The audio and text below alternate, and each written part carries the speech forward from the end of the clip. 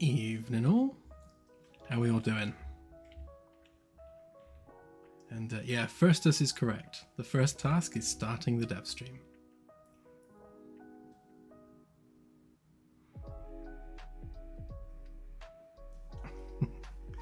Yes, we're going to be doing a bit of modelling tonight because we've got some wall panels that need to be done around engineering. So we'll get that done.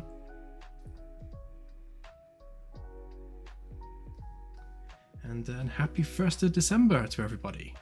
Christmas has started.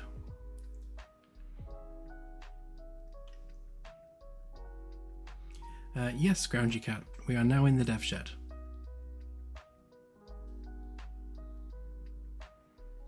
It's much better in here. It's quiet and it's relaxing and it's much better for focus.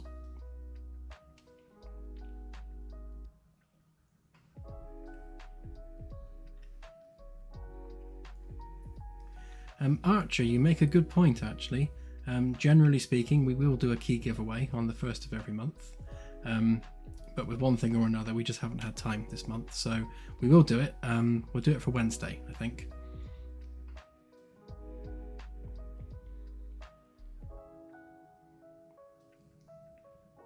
Yes, hello you. We have a dev shed now. So that's what this is. We are in the dev shed.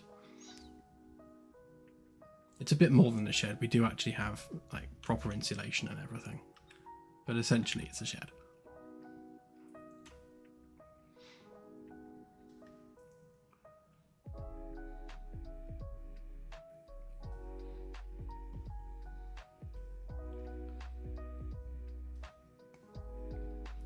It definitely is. Yeah, this is my happy place. I tend to spend more time in here than anywhere else now. Is it? Oh yeah, it fell off. Hang on. One moment. Scoot around in my chair.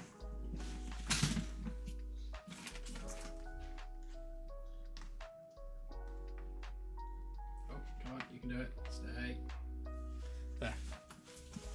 Is that better?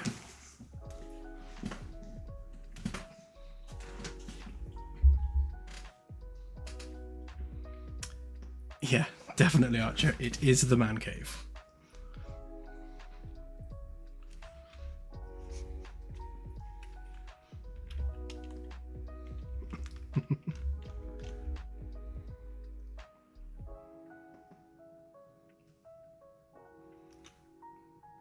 Yeah, there's various knickknacks that I've collected over the years. Most of my stuff is actually in boxes, so I need to kind of grab stuff out. But it's mostly Terry Pratchett books, a bunch of Star Trek books, and of course my personal favourite here. We have Burke from Trapdoor. Don't know if anyone outside of the UK knows about Trapdoor, but Trapdoor was awesome back in the 90s.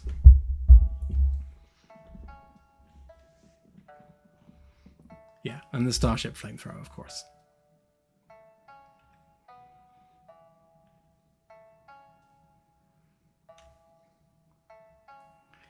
So, as usual, I'll have a quick overview of what I've been up to the past few days. Oh, hang on. For Leo's benefit, bear with me 2 secs.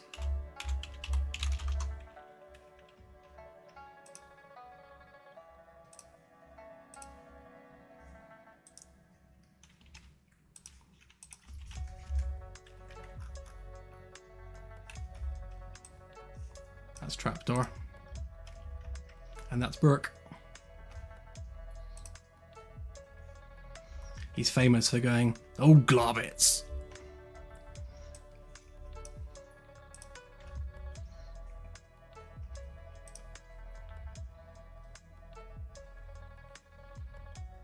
Oh, I just showed the picture and of course it's just my face, isn't it? Hang on. Let's go to Mini-Me.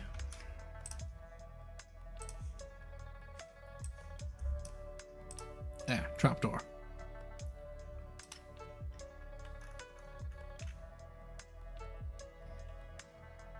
I used to love Trapdoor, and it was a really good game on the Commodore 64 as well.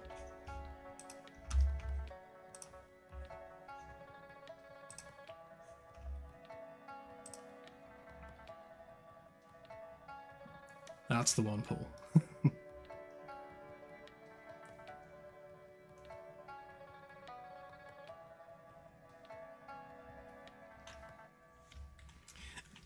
So, slowly dying. Yeah, so the past few days I've been doing pretty much exclusively just bug fixes. In fact, if I dig out the Dan log, if I can find it, yeah, there it is. Yep. So this is my Dan log where I write stuff down. And you can see I've just been going through and just bashing out some bugs. So I fixed the YouTube player. That was a weird one. For some reason it had completely lost its screen.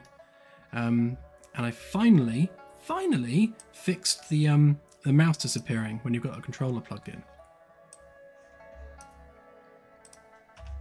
I'm still not quite sure what the problem was with that. But it was a case of I just deleted my my ini file for default inputs and just recreated it from scratch, and that seemed to fix the problem. So I think something from back in the UE4 days was messing up before we switched on to the enhanced input system that UE5 uses. There was some kind of conflict there in the background. So just deleting and recreating the ini file solved whatever that conflict was. So now you can have a controller plugged in at the same time as the mouse. So yay for that.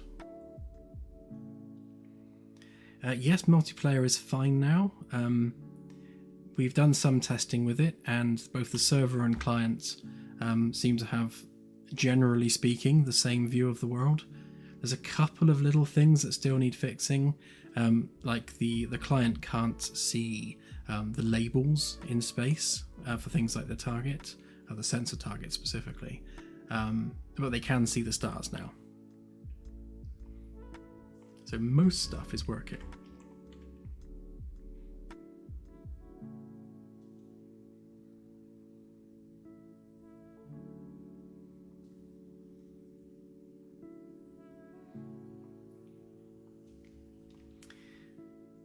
Okay, so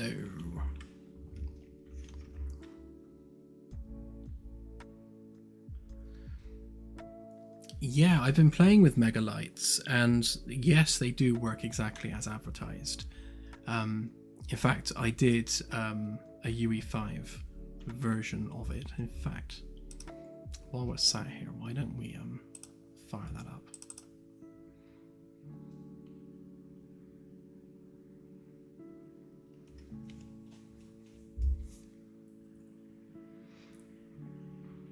So I've got a second version of the project running on 5.5 just as a test.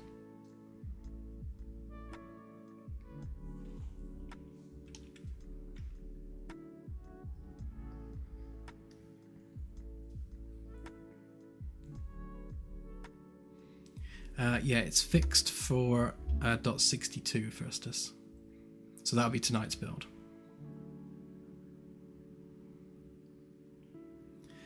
If it packages Oni, yeah, definitely.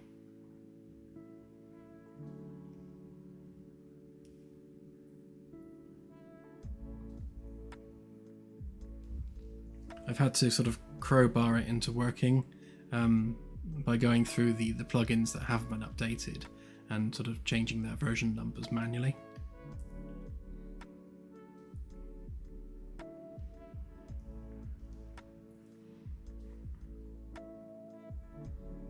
Yeah, I haven't tried doing a package on 5.5.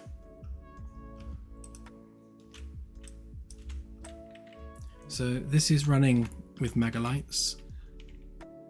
So the biggest change immediately is there's a lot more depth and shadowing going on, which is nice. Half the stuff is turned off. If I go up to the bridge a minute. So it's things like you can see you've got the shadows here underneath the console, and the shadows on the floor. Again, all the shadowing down here. Right now we don't have that on the default version because we can't add shadows to the lights. It's far too expensive. But with Megalights, it's essentially cost free. It does make a weird, harsh shadow around there, but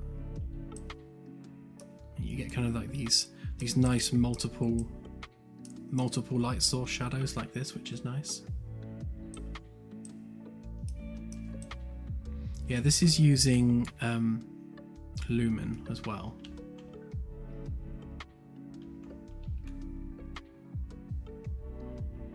Like, not all of it is properly working yet. But it does look nice. Like you can see in here, because of the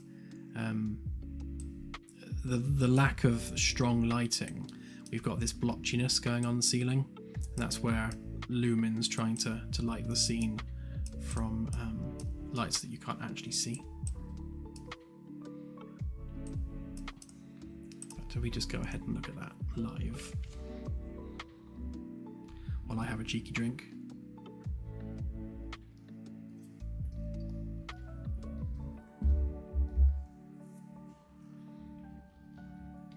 Yes, Delta, once we add sitting to those particular chairs. The reason you can't right now is because when you sit, you can still turn the character, and I want to have it so that you can still look around and turn the character's head without the mesh itself trying to rotate. Where are we? Yeah, there we are. So again, this is running with Lumen, so you do get this blotchiness because the scene's underlit, and Lumen really doesn't like having underlit scenes. But if we fly to a star, you'll see that the light looks very cool. Just go to say, I don't know, that planet. Cheetah wave. So you can see that the... Oh, hang on, wait for the shaders to compile. See, the light from the sun is actually properly bouncing onto the ceiling and lighting up the scene. So if I turn off the bridge lights, it's hardware, turn off lights.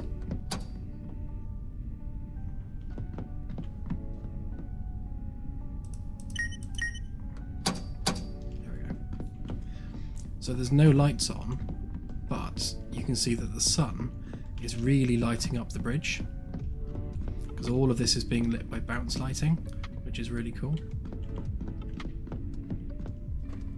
And that's the, that's the real power of Lumen. It's having that bounce lighting, which really lights the scene nicely. And do I have F3 here? Yeah. So if we change the flooring to, I don't know, pink, make it carpet.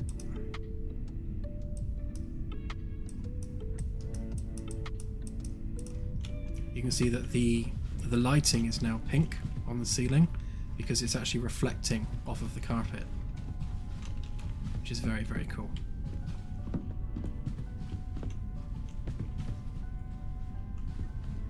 Now, obviously I'm running on a 4090, so this is like silky smooth. The issue with it is, obviously, it's very, very performance heavy, so you do need a decent graphics card to run Lumen, certainly a decent frame rate. But it is so nice. What it does for lighting on the ship is incredible. Having that bounce lighting and having the lighting, change based on carpet colors, like make it green, and now it's green. And you'll see there was a bit of a delay there as well. So I need to fix that bug. It keeps resetting. So right now it's green, and then there's a bit of a delay where it's now green and pink before it updates its cache.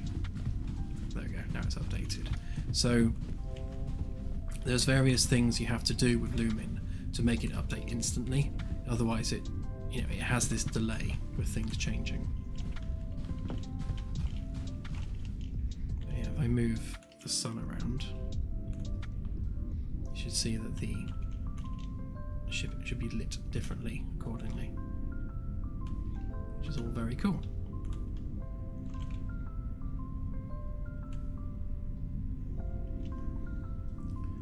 I stick the sun over there a minute.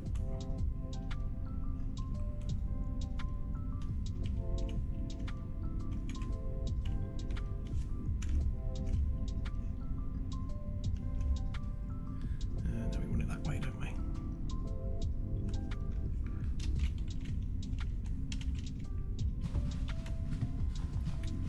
See, the reflection on the metalwork's a lot stronger as well, so you can really see the external hull a lot more clearly.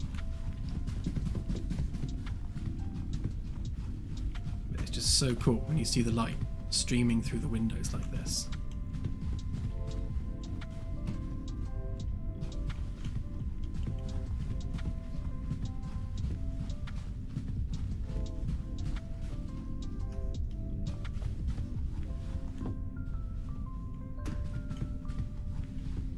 So yeah, so when we eventually make the switch to 5.5 and go with Lumen and everything enabled by defaults, we're really going to be pushing up the photorealism in the game.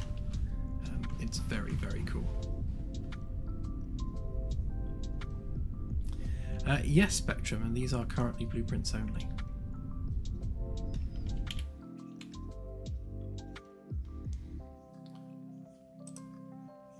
If we just do a test a second.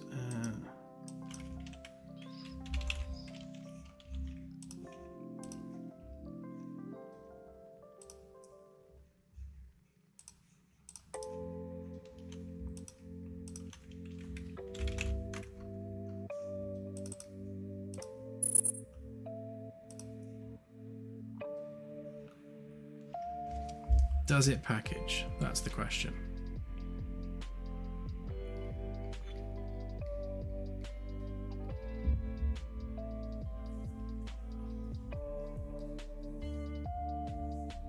We'll be doing some modelling in ASCII. Just testing this to see if it packages first.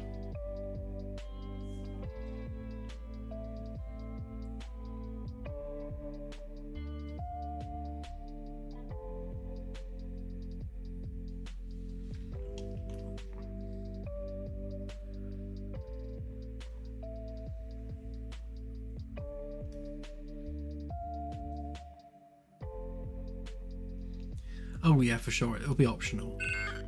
There we go. I knew it would fail on something.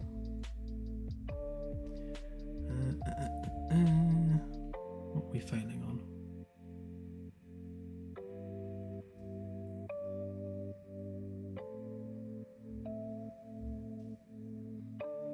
Right, okay, so basically this plugin we're using, 6DOF movement, that's how we do the ship movement at the moment.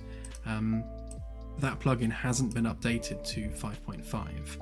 I've just kind of forcibly compiled it for 5.5. But it's not going to package, so we can't package until that's been updated.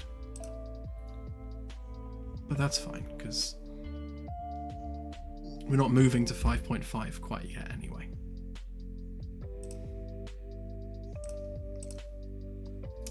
Anyway, yeah, that's Lumen and Megalites, and they are going to make the game look very, very pretty. Especially if you sort of take this tech and then put it into planetary surfaces and open world environments.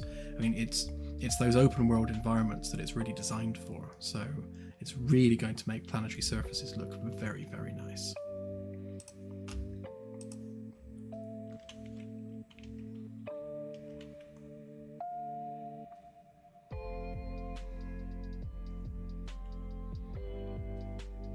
Oh, that's great, Spectrum. Thank you.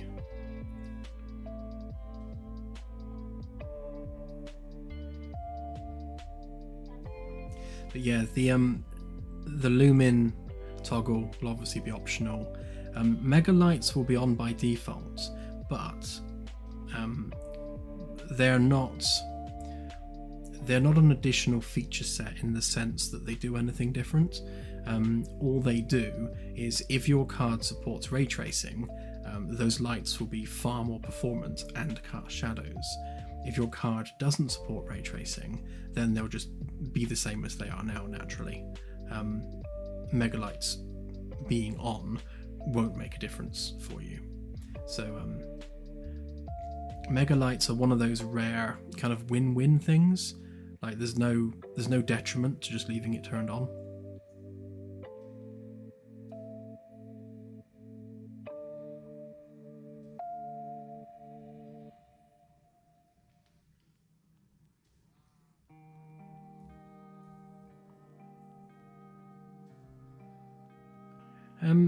Yeah, so every planetary body will have obviously some form of atmosphere, even if that's like practically nothing, like the Moon or Mercury.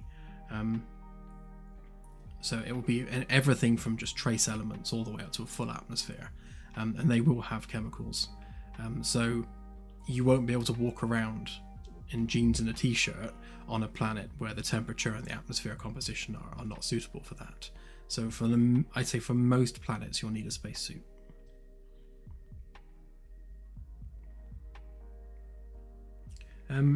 No, Don, to be honest, it's more the opposite. So the longer we wait, the easier it's going to be to move to 5.5, because over time plugins will be updated and there'll be, you know, any issues that were found with 5.5 would have been ironed out. Yeah, and any issues with 5.5 itself would have been ironed out as well. So generally, the longer you wait, the more stable it will be. So we're not rushing.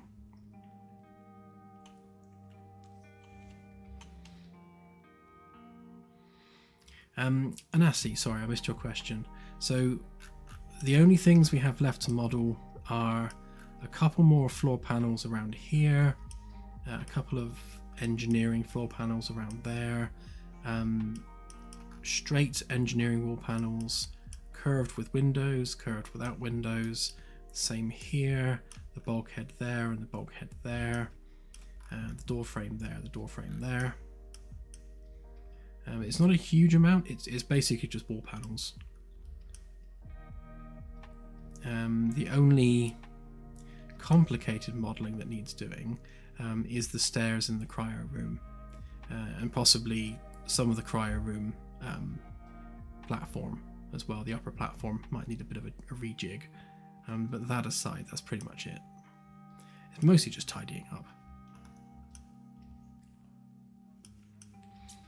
So with no further ado, let's sort that out. So these are the templates that I used for B-Deck, and you'll see that the handrail height is slightly higher on B-Deck, because I measured that using like sort of UK building regs and making sure that it was up to spec. This one needs to be moved up, and also the where the wall panel terminates on the floor needs to be slightly different, and they're not quite tall enough either. So I shall sort that out.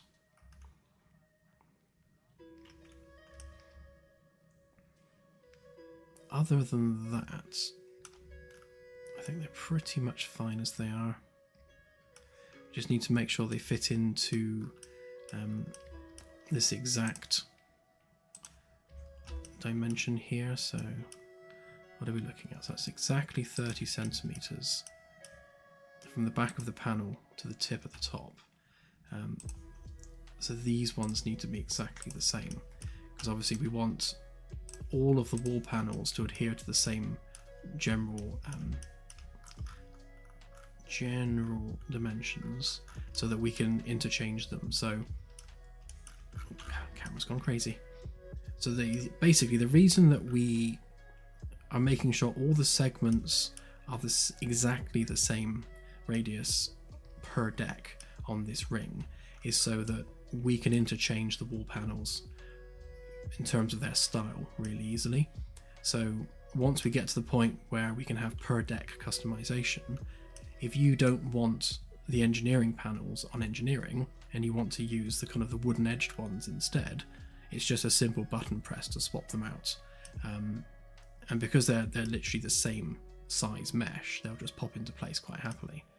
And over time we can add more variations on wall panels, and they'll just pop into place without any other work needed. So it's just making future jobs easier by making sure they're the same size now, and just making sure we have that consistency.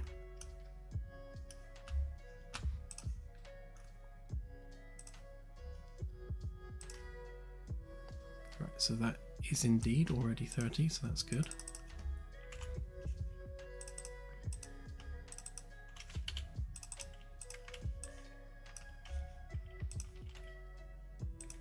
So that needs to move up to there. Yes, we'll make it the right color while we're at it.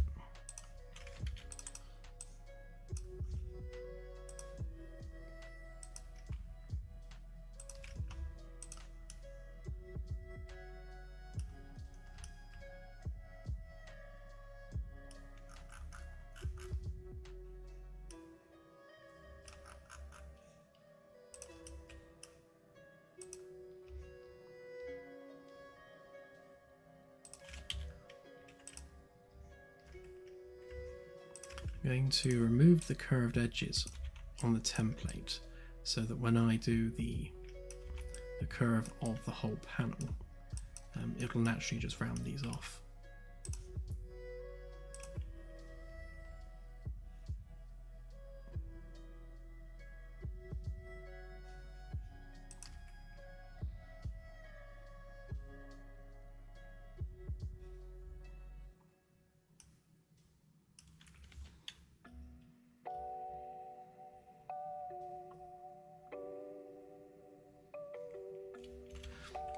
I've watched that video, Timon. Yeah, it's good, and there are certain games that take it to the extreme. World of Warcraft springs to mind, but then it's a third-person game, so doors are naturally going to be way taller. And I know Star Trek Online went through a period of time where its interior environments were just like ridiculously huge. But we're going for realism with this. This is the whole point of this project, and the reason we're modeling it with CAD is to make it as true to life as possible. So the scaling of the character, the scaling of the doors, they're all human scale, like properly to the millimeter. So we're not going to gamify it and make huge doors, because we're doing it for real.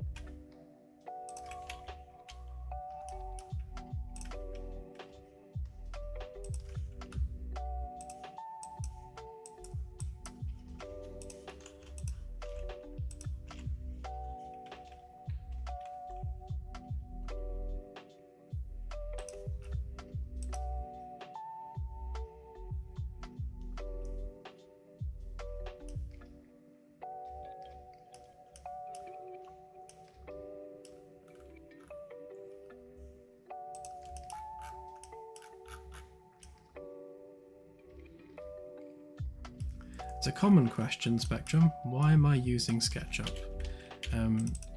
Because that's what I started using. Essentially, it's as simple as that.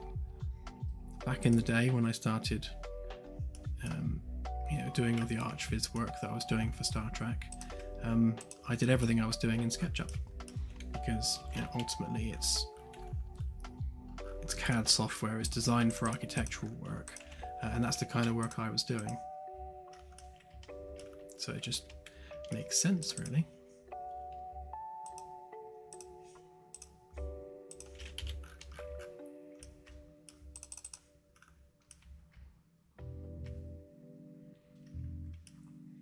Yeah, exactly, and it rhymes with ketchup, and who doesn't like ketchup?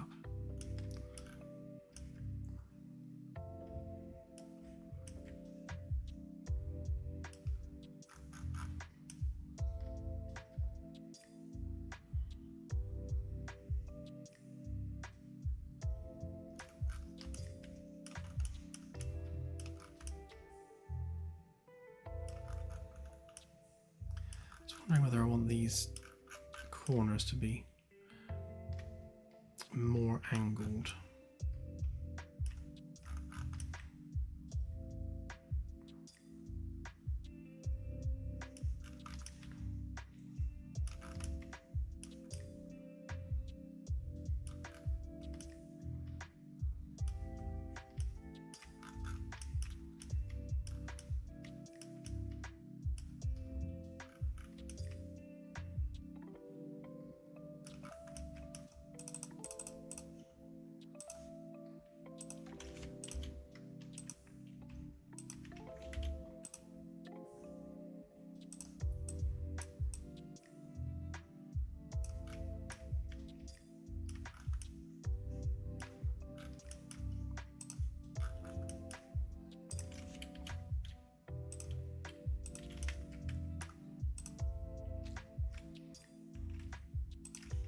So with the design language of the engineering panels, we want them to be engineering, you know, hard edges, lots of angles, quite far removed from the smooth curves and the general sort of luxury wooden paneling of the upper parts of the ship.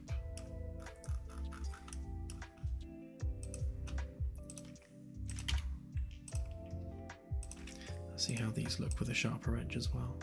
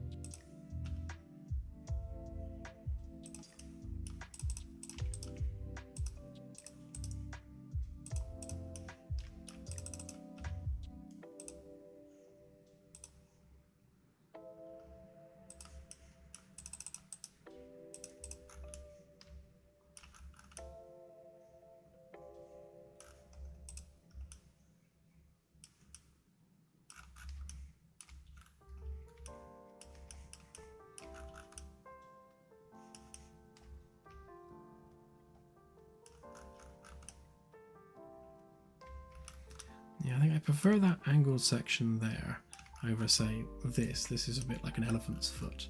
I was never really happy with how rounded that was. Definitely prefer the more angular approach.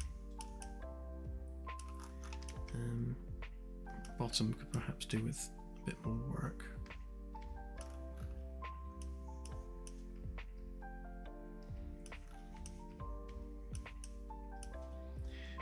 No, the crew cabins don't have interiors yet. That will probably wait until we actually have more of a crew on the ship.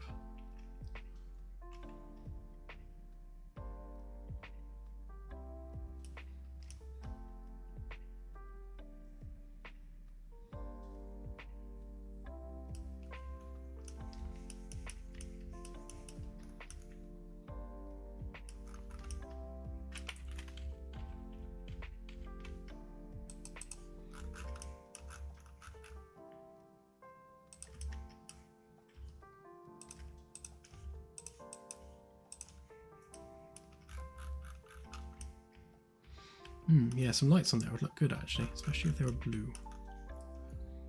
Maybe get some alert strips on there.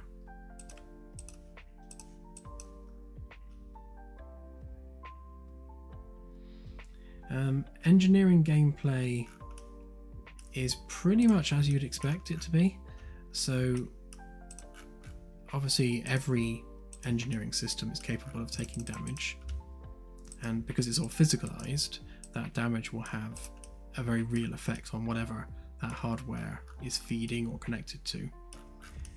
So yeah, as systems go down and as things break, you will be running around as an engineer fixing them.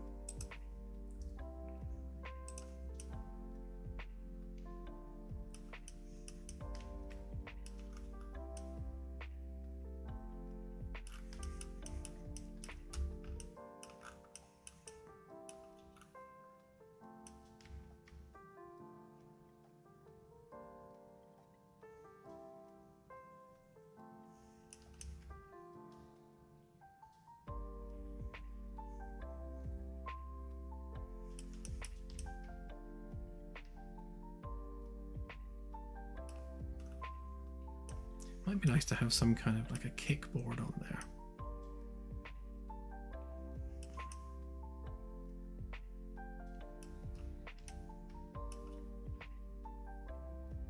Yeah, exactly, Mark. So yeah, depending on your role aboard the ship, your experience, during any given mission will be quite different. So if you're in sickbay, then your experience during a mission is going to be maybe doing triage as injuries come on into the hospital area.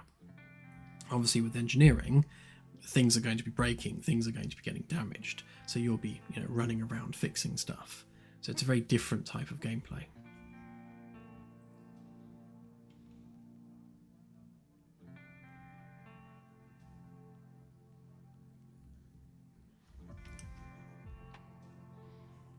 Yeah, science gameplay is predominantly going to focus around the analysis of objects that you collect and bring aboard the ship.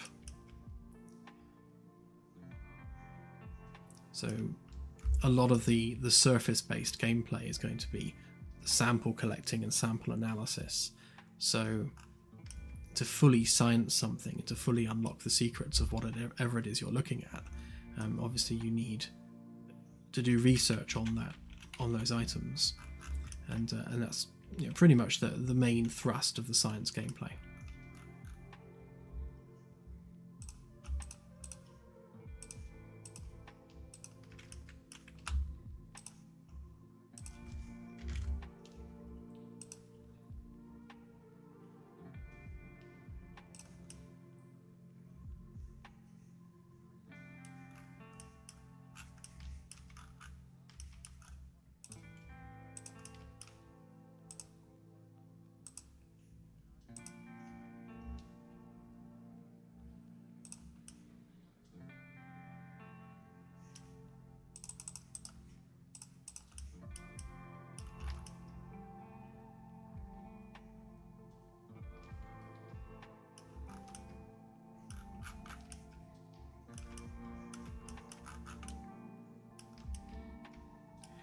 Yeah, so if you do a surface scan of a planet, so say you've got a planet in front of you, and it will start to show points of interest on the planet's surface. So there could be a point of interest which is tagged with geology, or a point of interest which is tagged with oceanography. So each of the different science disciplines will have objects of interest relevant to that discipline. So if you then send a probe down to that location, it will come back with a sample relevant to that location, and then that sample needs to be taken to the matching lab on sea deck. So there's something like 12 science labs. I think it was 12 labs at the last count. But each one of those labs focuses on a specific thing. So if you send down a probe to collect something from the ocean, and you then take that to the astrophysics lab, you're not going to be able to do any science on it. So you need to make sure that you match the samples with the right science equipment.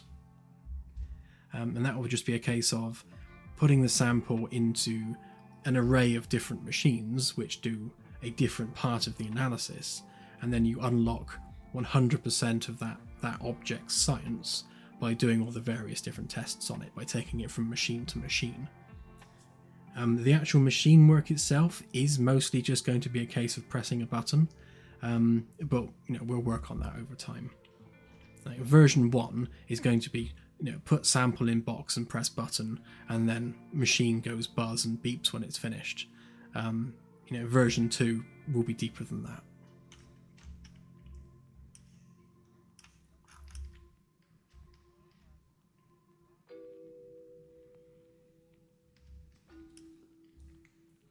Exactly, to release its chocolatey centre.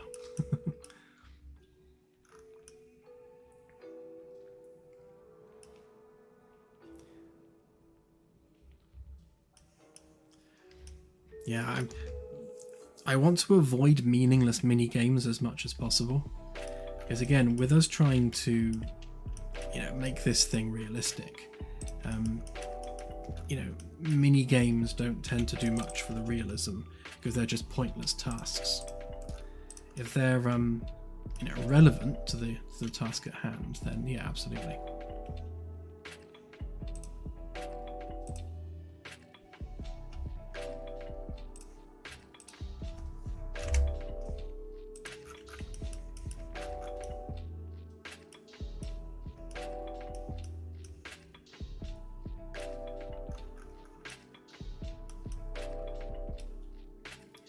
Yeah, exactly that. Mini games tend to be there for the sake of it, in lieu of actual gameplay.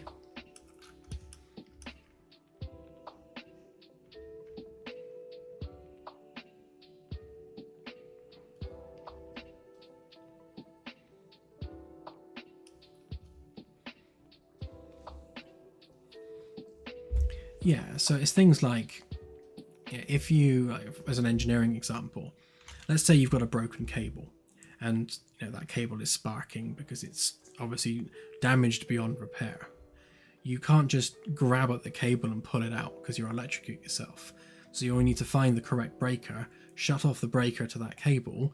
Now you can safely remove the cable and replace it with a new one, and then put the breaker back on and ship's back up and running again.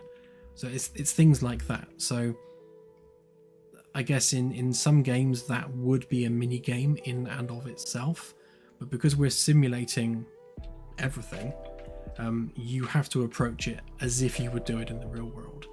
And this is kind of how we're approaching most things, is how would we do that in the real world, because that's how it needs to be in the game.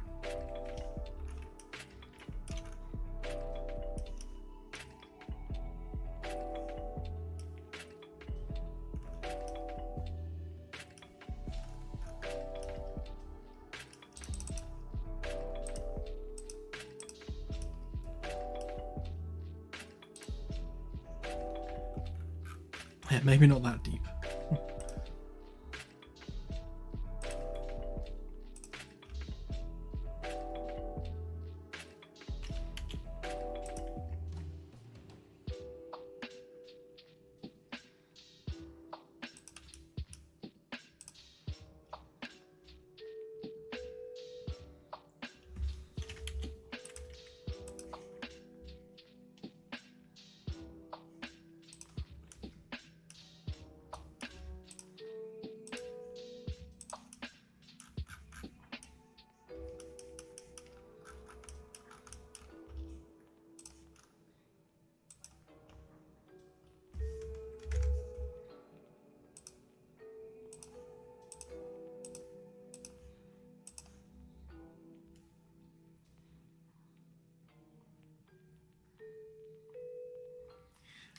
Yes, Paul, you're right, but at the same time, again, it's how would we do it in the real world? So it might be the case that you have to use multiple tools, or the right tool for the job. So in many instances, there will be a tool that's suitable for the thing you're trying to achieve. So if you've got a biology tool set and you go and try and use that on geology things, it's not going to work. So that's definitely an element of it. But we will investigate and play test and run it through the ringer to make sure that these things are fun to do.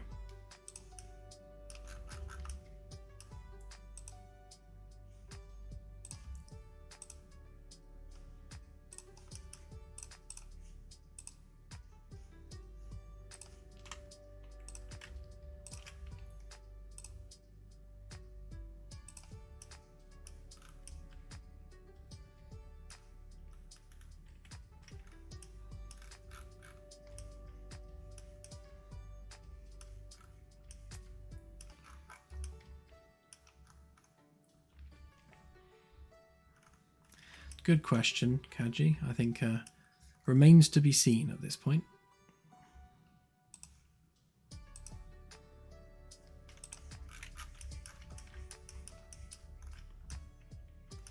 Because again, like arbitrarily destroying a sample, again, it's very arbitrary. We don't want anything that's just for the sake of it. So if you're holding a button down and you hold it down for a fraction of a second too long, and then the sample that you're scanning goes pop, it's just not realistic. Things generally don't work that way in the real world. So we don't want things happening for the sake of them happening, if that makes sense.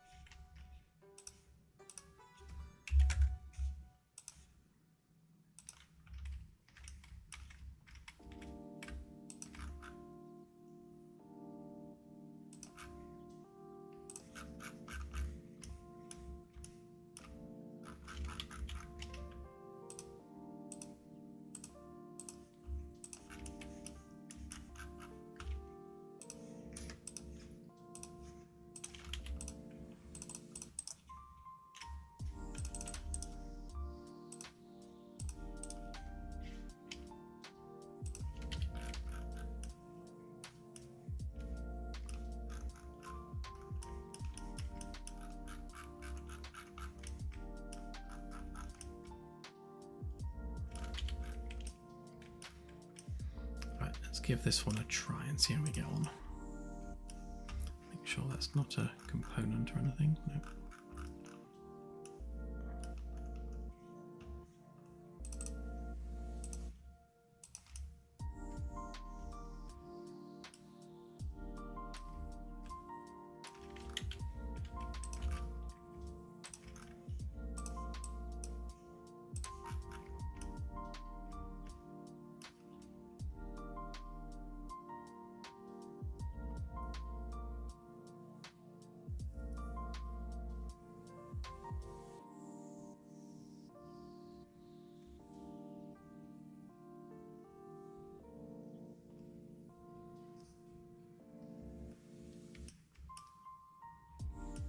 Yeah, contaminated plants and things is definitely something we want.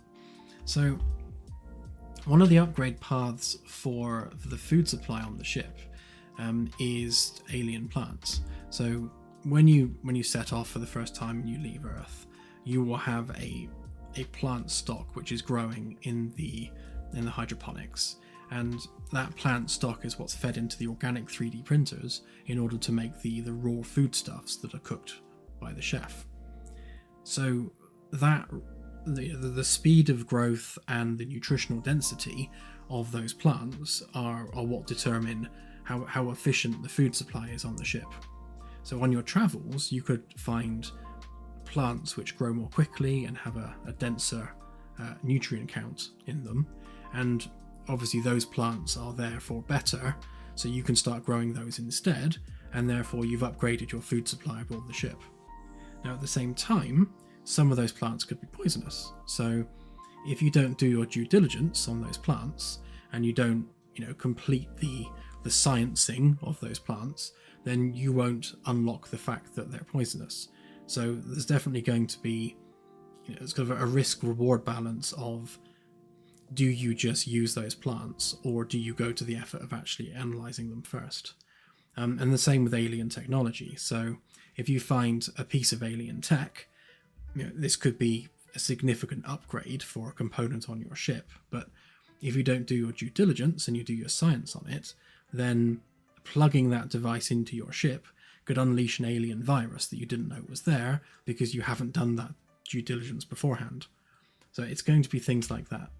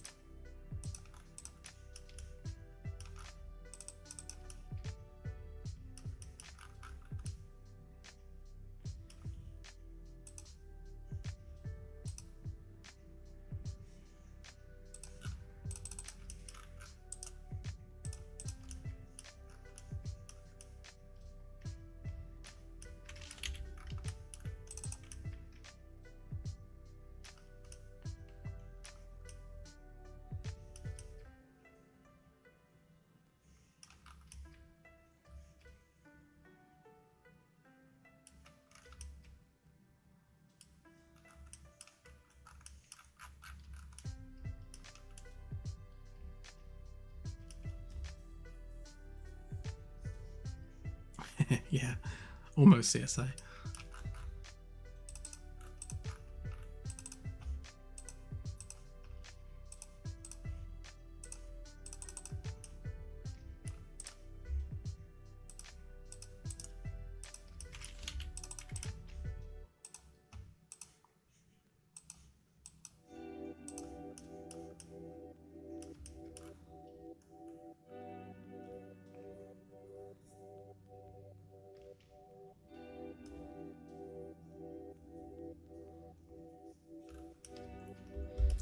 Engineering wall panels, Christopher.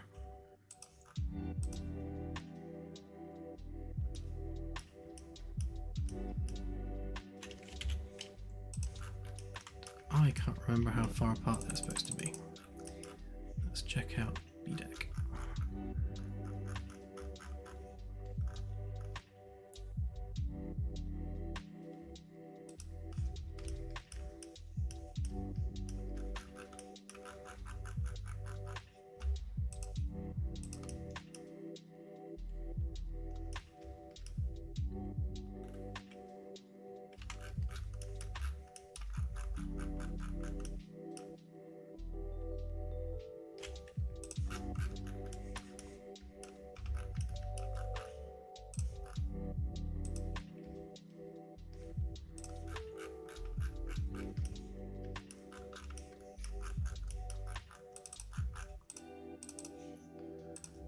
So that one goes in 3, that one goes in 3.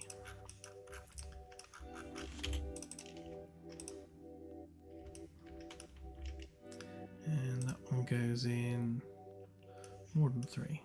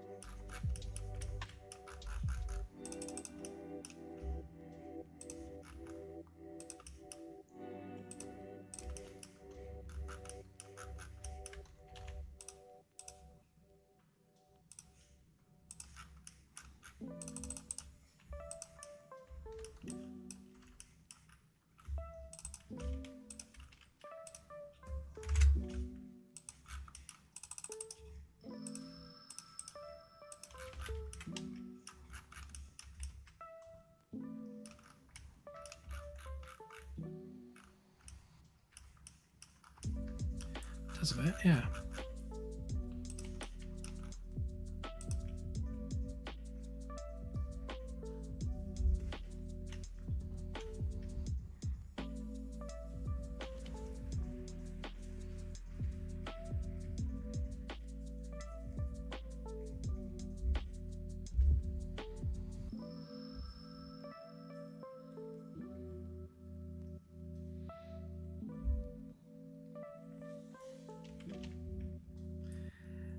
I've got a 4090 with 192 gigs of RAM, not on the GPU, obviously, on the machine, and it's, you know what, I can't remember.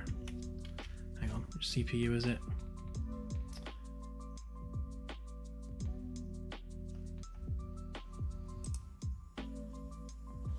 Still learning my way around Windows 11.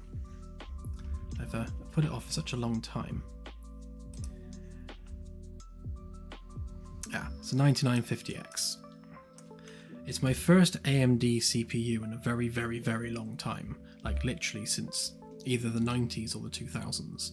So yeah, I'm not used to the AMD numbering system yet.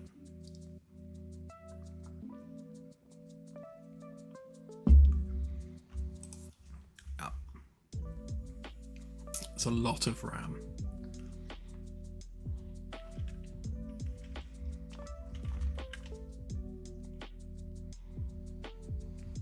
And it's funny, like Unreal will use as much as you've got, especially with the output log. I've had it fill my RAM before. It's crazy.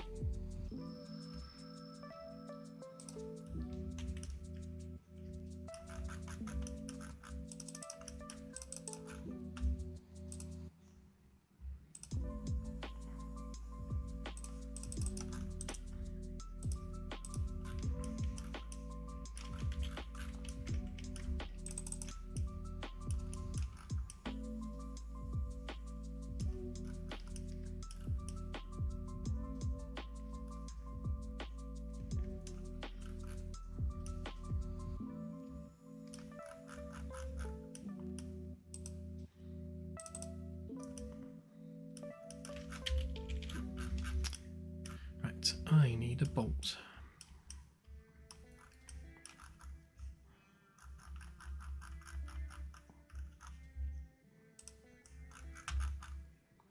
You'll do.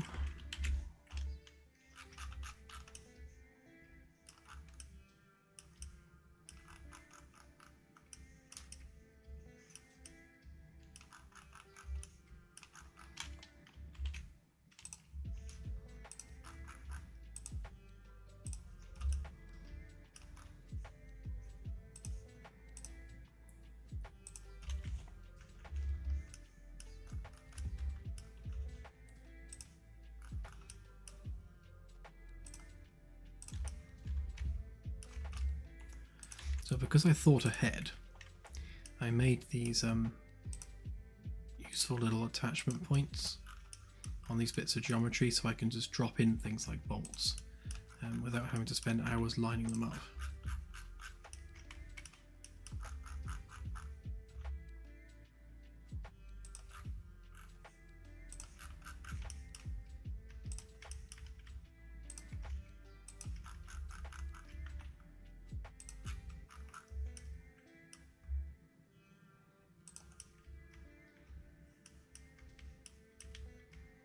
Although these ones are going to need moving in a bit.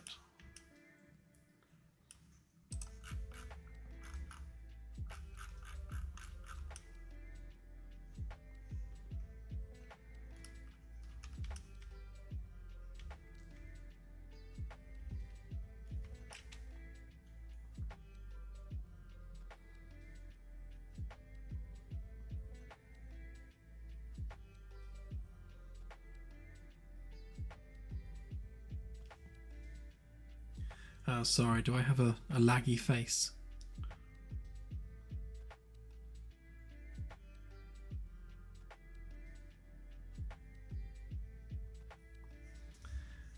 And what does YouTube say?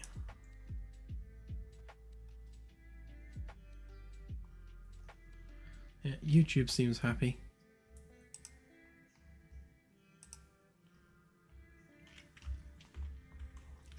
Yeah, sorry, I don't know what's going on there.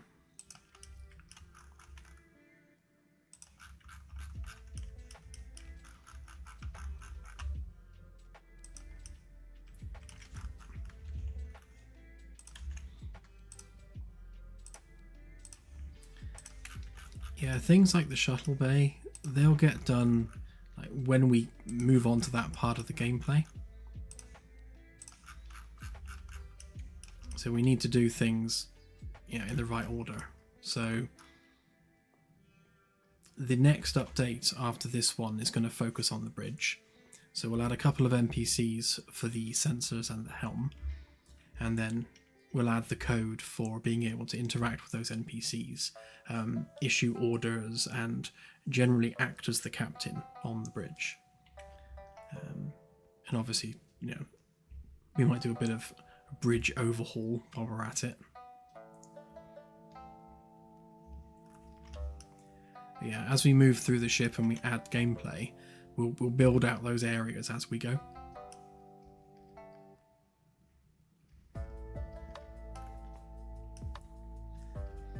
We're not having escape pods, we're having lifeboats. I've never been a fan of the whole space coffin idea, so we'll have actual proper lifeboats that hold multiple people, and they'll be on the underside at the front of the ship.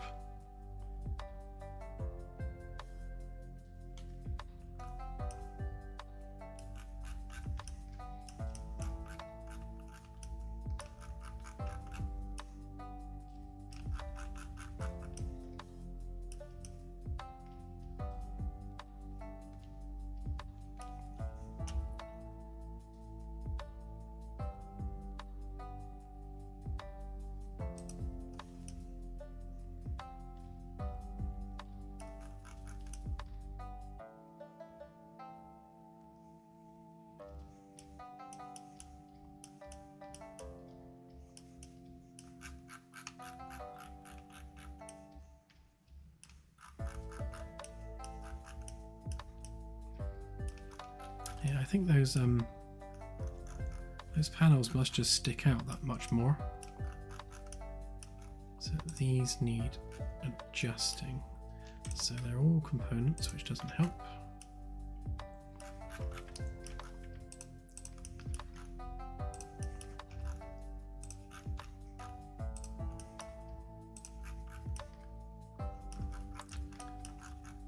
Okay, if we make those unique.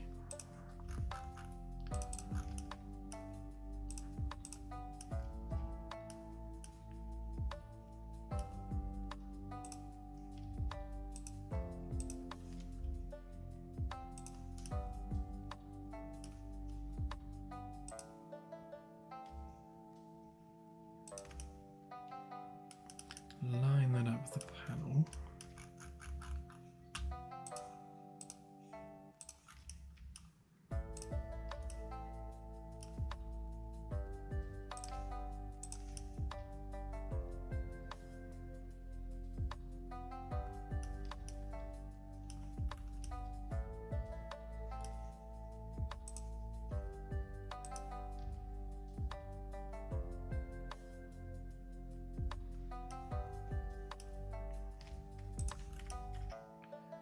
Okay, that should be just enough.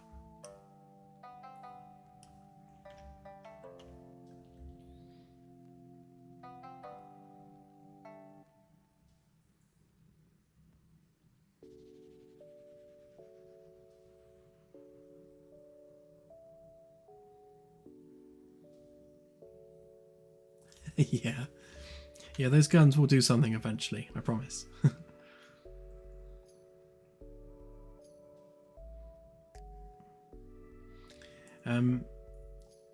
Yeah, like Oninoni says, so on the front of the ship, on the keel fin, there will be a gas collecting vent, basically, and that will be where it sucks in all the various gases from the atmosphere. And immediately behind that will be all the processing hardware.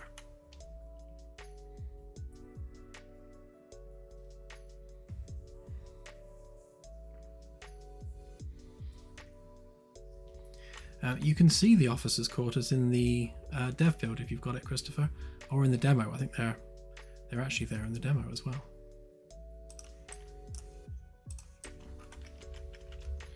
Zoom, zoom, zoom, zoom, zoom. Where are they?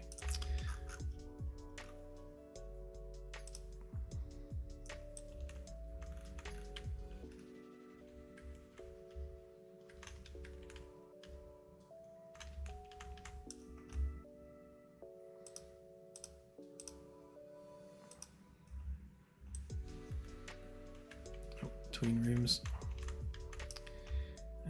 C deck. Roof. There we go. Right, so on B deck, left or right takes you to the ring of VIP suites. So this is essentially the officers' quarters. So you've got your entrance hall here, nice little display shelf, kitchen area here, work area here where there'll be a desk and things, like a little lounge area here with sofas that wrap around and a coffee table in the middle. Obviously bedroom here and bathroom here. So that's your officer's suite, and they're all the same.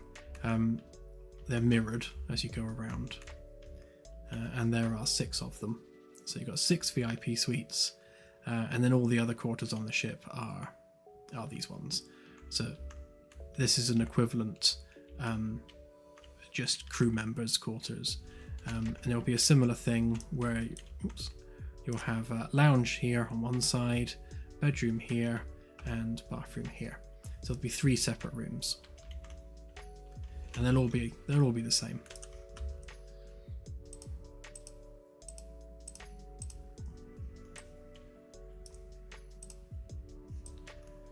You can see the split here actually with these ones.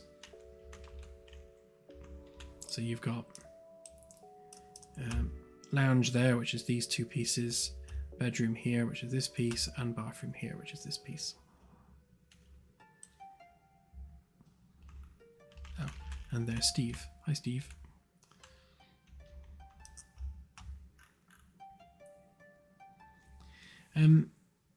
It depends what you mean by usable computer console. I mean, yes, they'll have a computer console. But yeah, it depends what you want to use it for.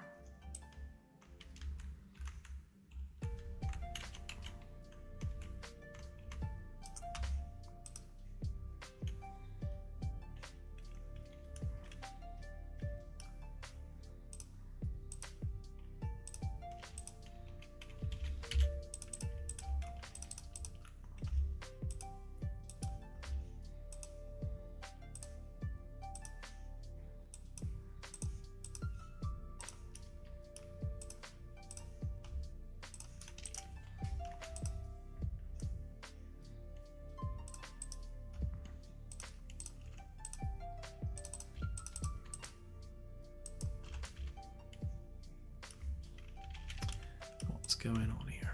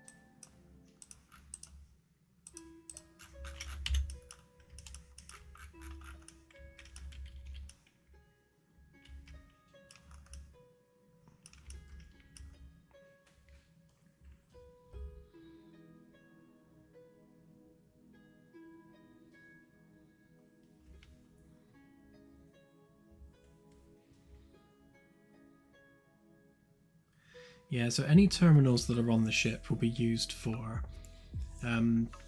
looking at the current mission, seeing where the ship is currently. So it'll have stats for things like what speed the ship's currently traveling at, where it is in the galaxy, all the stuff that you'll be interested in as a crew member. Eventually we'll have internal ship's comms as well, so the consoles will be good for that.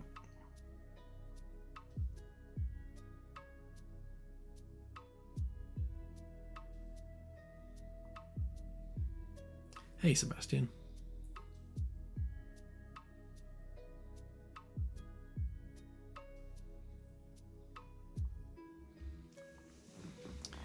What kind of comms system?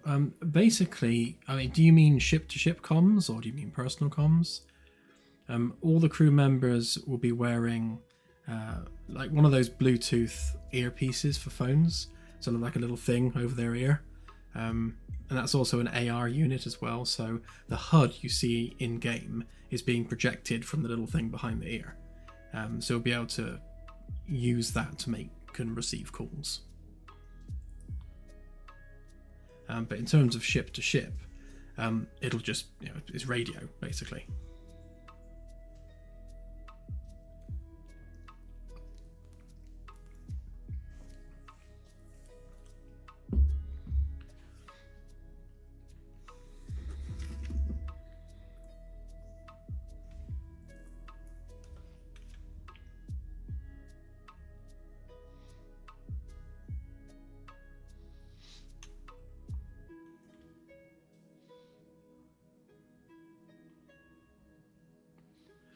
Yeah, for long range, we'll be using micro wormholes.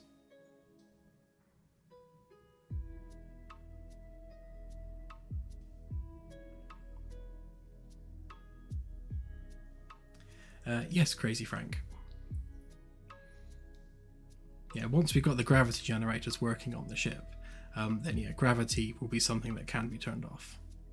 But we're not going to turn gravity off until we have a character system that supports that. Obviously, both the player and the NPCs need to be able to navigate around in 0G.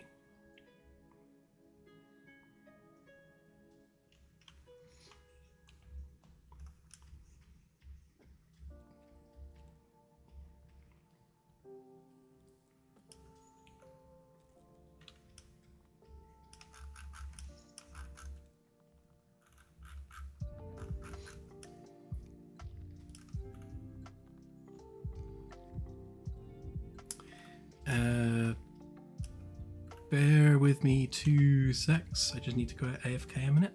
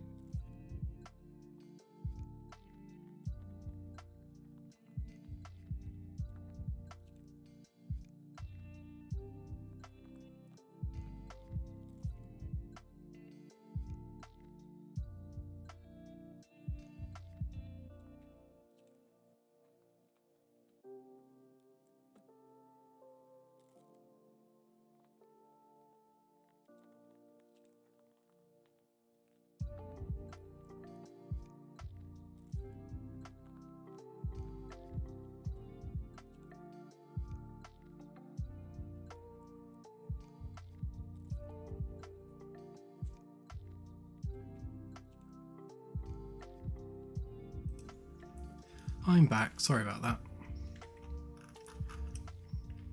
My son's college were calling me, just had to let them know where he was.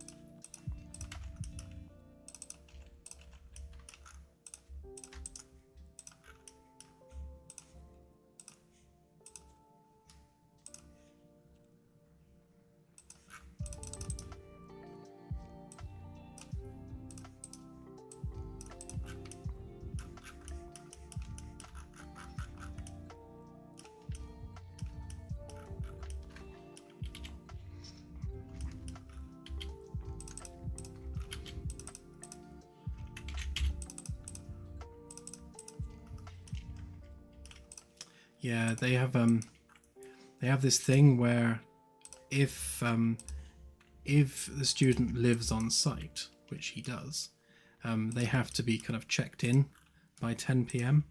They have a curfew, and he's staying home for the weekend. And when I told them he'd be home for the weekend, I neglected to mention the fact that that also includes Sunday. So of course they were expecting him back and he's not there. Bit of a miscommunication.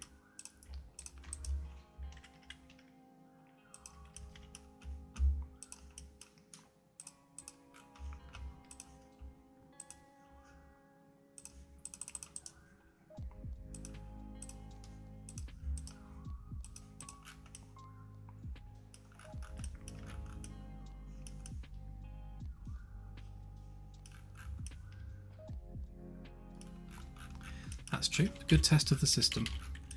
Working as intended.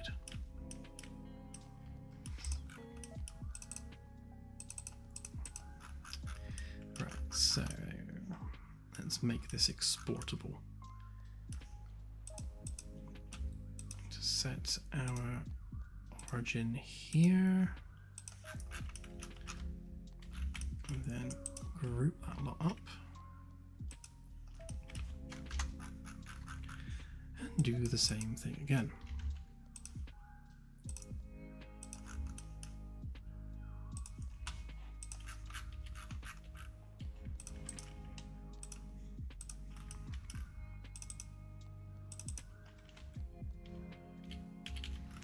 Okay, looking good. Right, so this should be minus any little detail passes. This should be the finished panel. So we just need to know how big it is.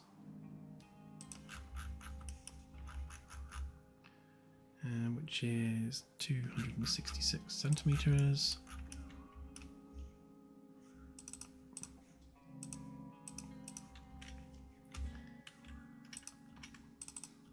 So that's ring 1, 4 panels.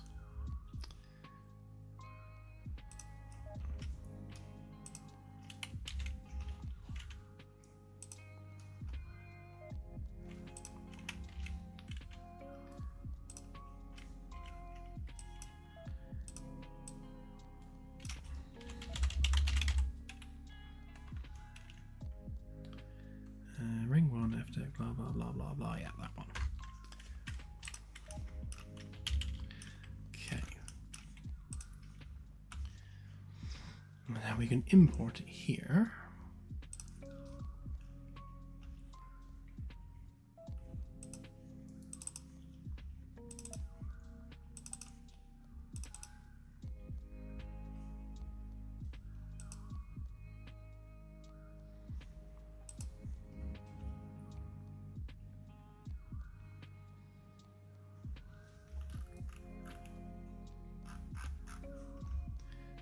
Definitely the right folder.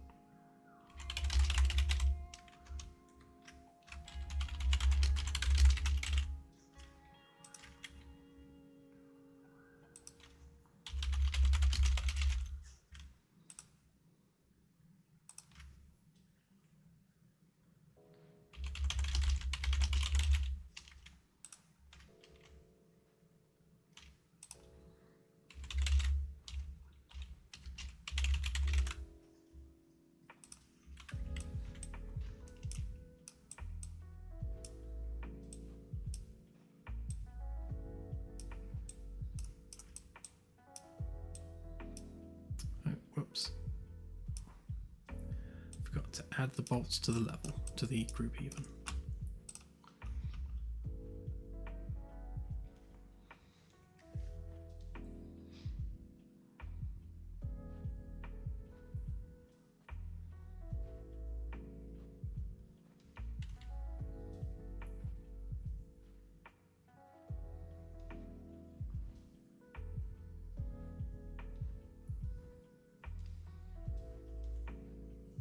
Give it time, Delta.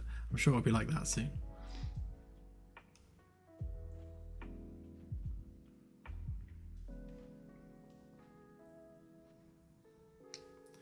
Yeah, he's only 16. Well, actually, no, he's 17 now. So this is the under 18 accommodation.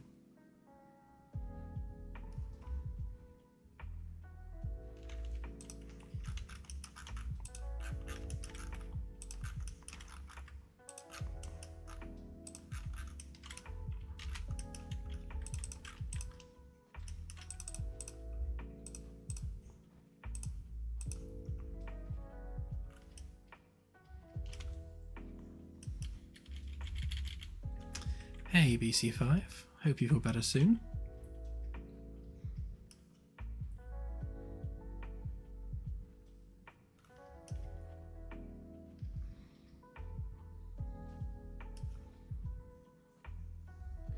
I could definitely do it in code, Zelaf, so every slot has a name, so we can match material by slot quite easily.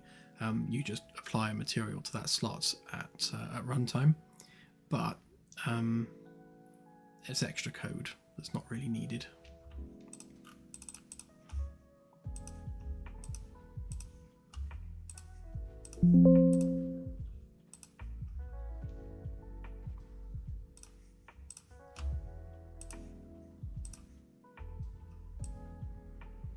There we go, that's better.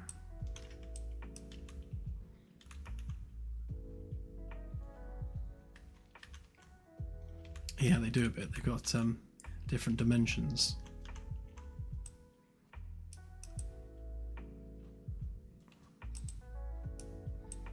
Right, let's pop this one into place and see how we look.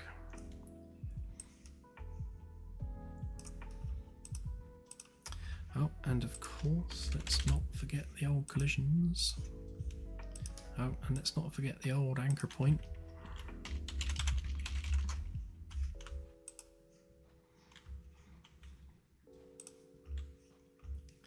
Right, so F deck, interior walls.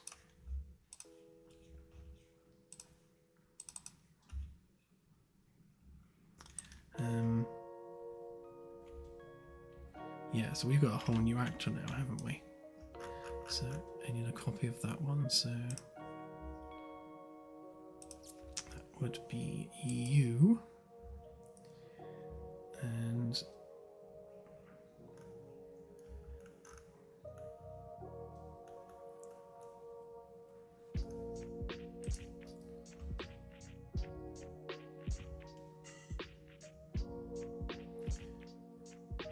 there we go. That's what I wanted. No, that's not what I wanted at all. That's the level. Oh, that's because I'm looking at the level. Going mad.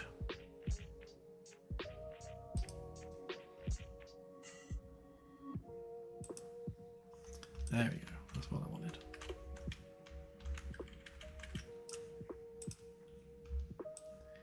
Right, so that's our master wall panel actor. Because I've kind of homogenized these now, so they're all using the same class.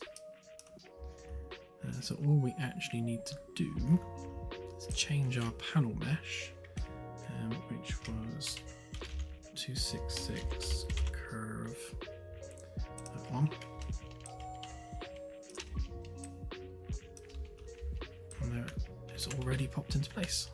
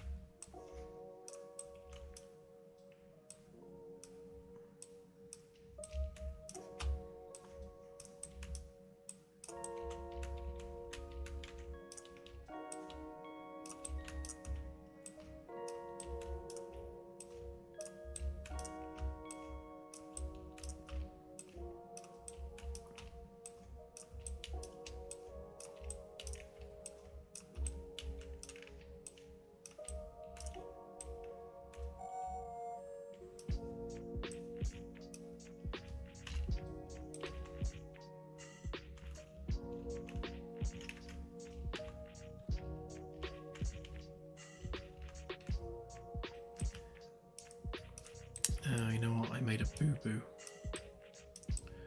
Forgot to add the gap in there. It's alright, that should be easily fixed.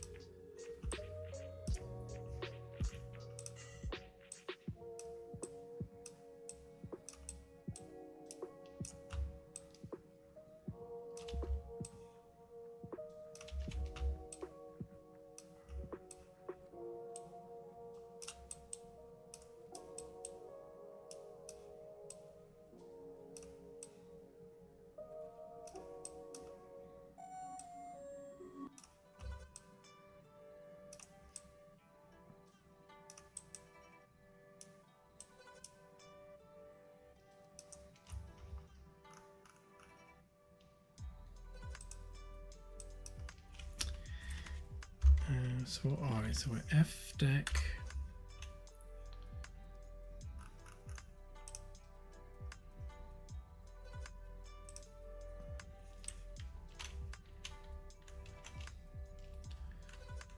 Aft port forward, so this is starboard.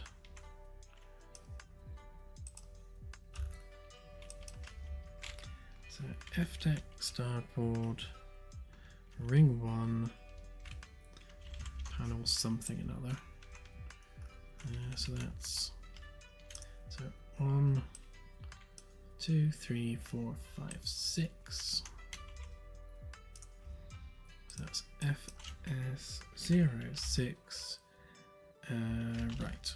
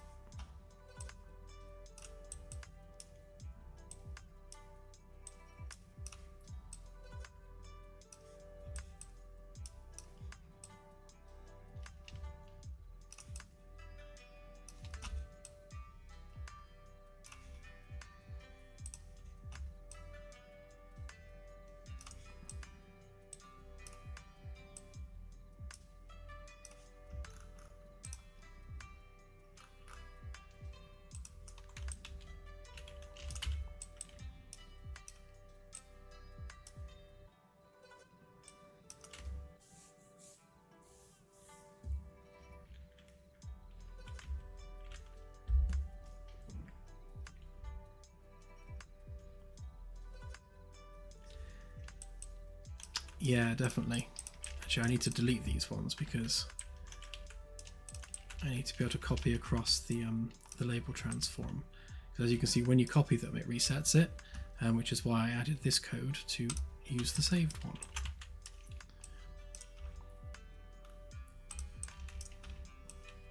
Saves me having to reposition it every single time. Hurrah!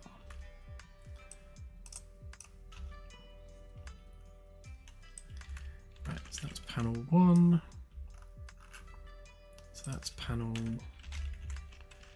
2, 3, 4, and 5. There we go. That's all the labels in the right place.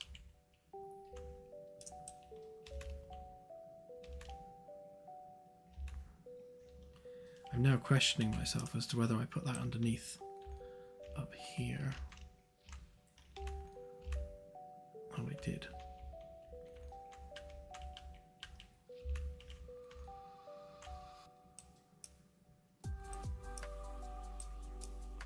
Yeah, I think I prefer it underneath as well.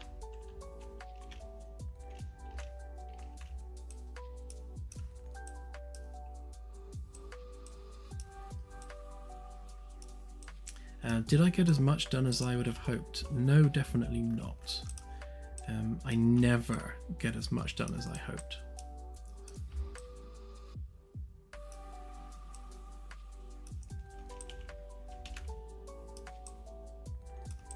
See, part of me is tempted to put it on there, but I think that works.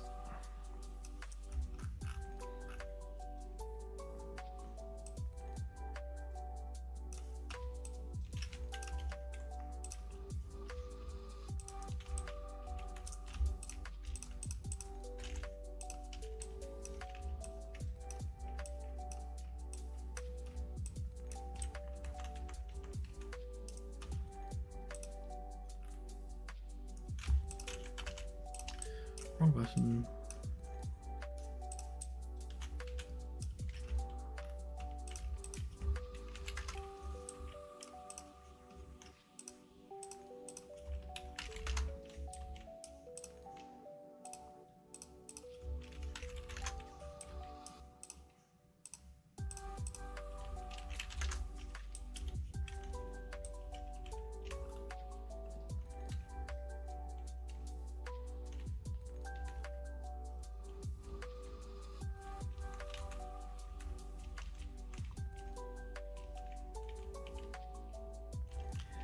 Let's fix that gap.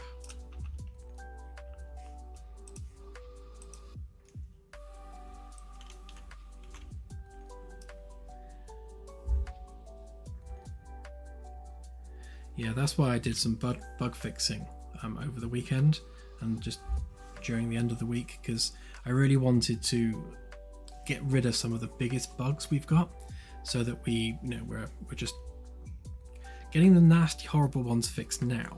So towards the end of the month, when we're going for the demo release, we're not, trying to fight some major issues right before the release. We're just dealing with the, stupid things like this bit of wall panel slightly poking through this other bit of wall panel. Things that we can live with.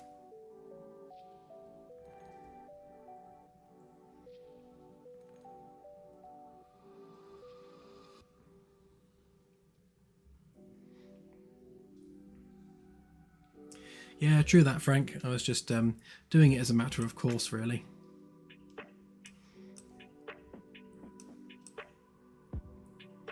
Like, one of the questions I'm asking myself is, obviously with the floor panels here, they have a proper edge to them, but when you're using this particular style of panel, obviously you can't see that edge because it's under there.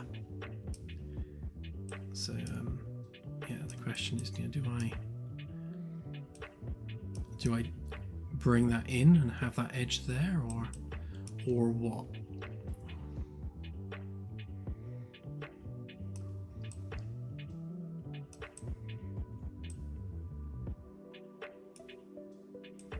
I won't do it now, but yeah, I think at some point I might just bring that edge in slightly.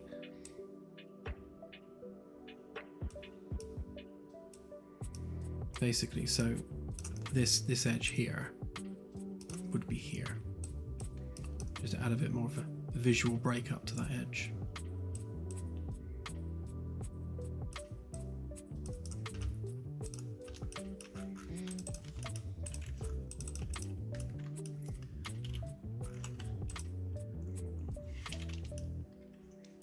Yep.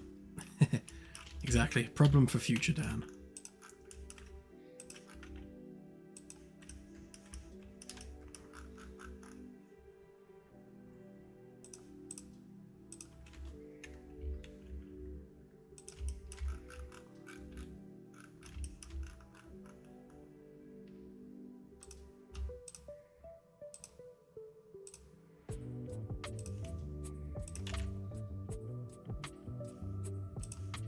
Slight mismatch in direction there, so let's line it to that instead.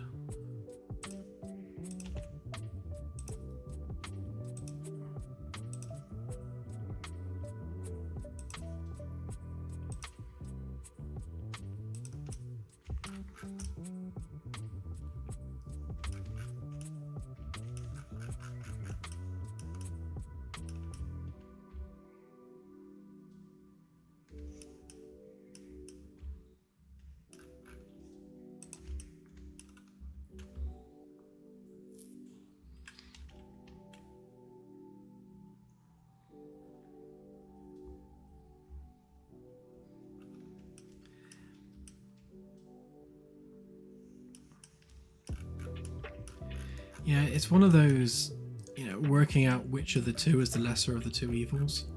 I think, like, if the rubber flooring ended here, where you could see it, then even if you had one of the B deck panels here, you would just have a slightly wider edge, just a slight, wider footing bit there. I don't think that would look as out of place as not having an edge there. I mean, that is just nitpicking at this point, but I spend my whole life nitpicking.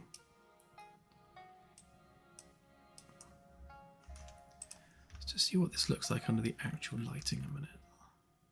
Let's get them ceilings in. And then turn off our fake lighting.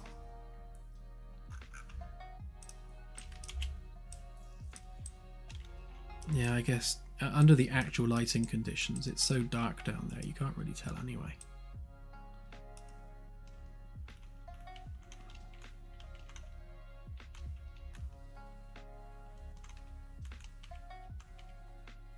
Yeah, true, you don't want, like, misaligned edges.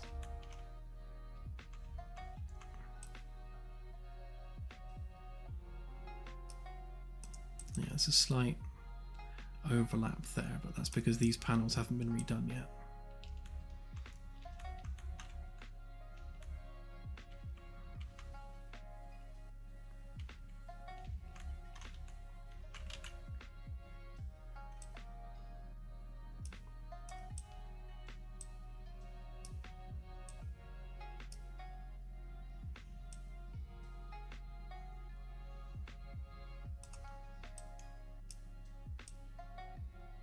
Oh yeah, it's definitely a future problem, not a now problem.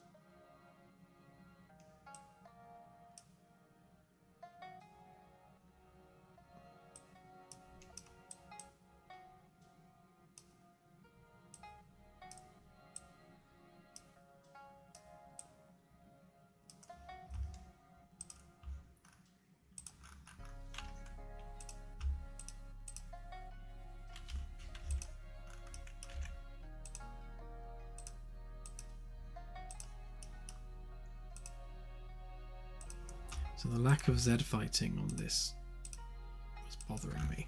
So now we're getting Z fighting, which tells me that that's exactly aligned to where it should be. Whereas before we weren't getting it here.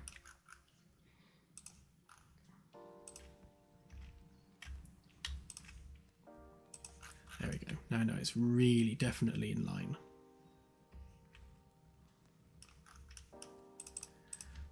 But what I want to do is take a copy of that mesh there. Get rid of... Actually, I might be able to do this without actually redoing it, which would be nice.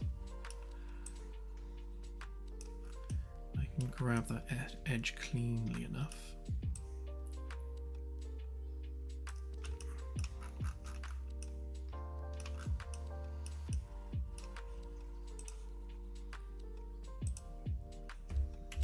Yeah, looks like we're good.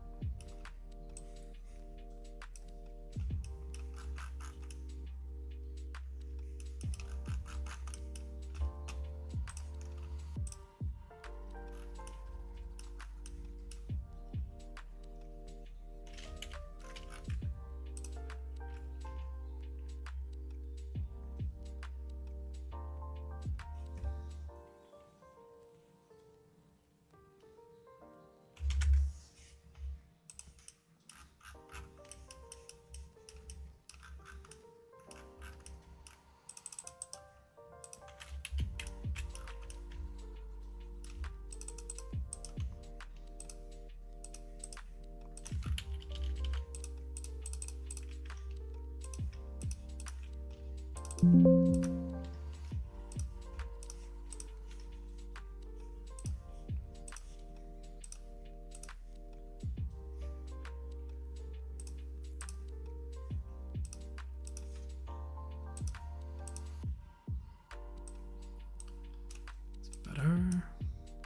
Wow, those are some horrendous normals.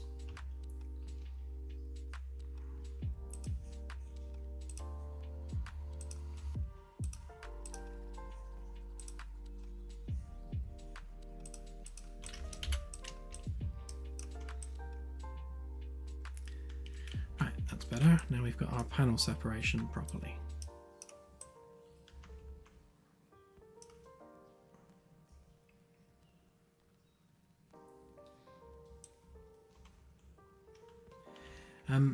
Sort of crazy, Frank. It's more the case that obviously, you know, with these curved sections, these curved panels are only ever going to fit this corridor, because as soon as you change the angle of this curve, then you know, they'll no longer fit.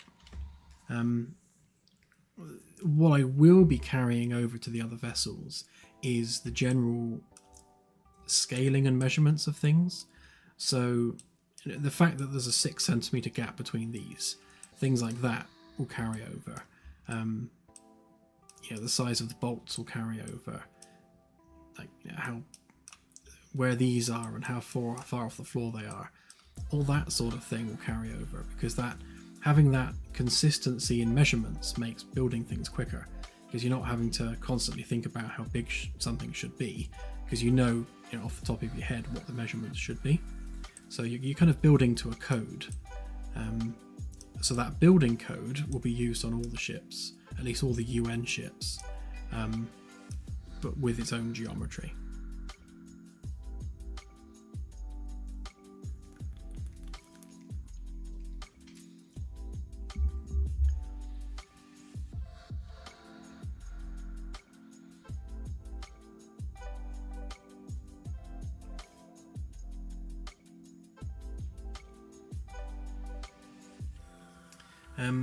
Essentially, Alexander, there's no additional cost for adding the additional detail. So, you know, adding things like the bolts and everything, it doesn't increase the cost because of nanite.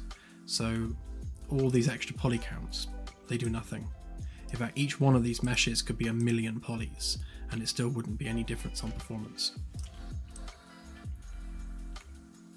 As it happens, they're not. What are they there?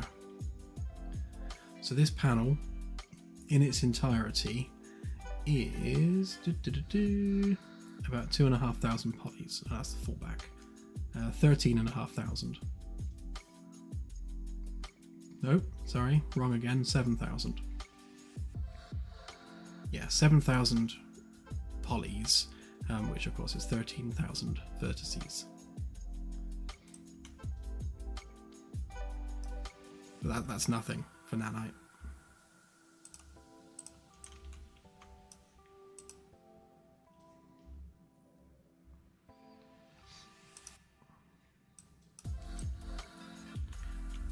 That's the nanite view, so you can see that it's, you know, you have something like this. I mean, if you look at the poly count of the tessellated meshes, and then you look at the poly count of these wall panels, you can see the difference. I mean, that's like practically 1 poly per pixel. Well, it probably is 1 poly per pixel, versus, you know, this. So if it can handle this, it can definitely handle this.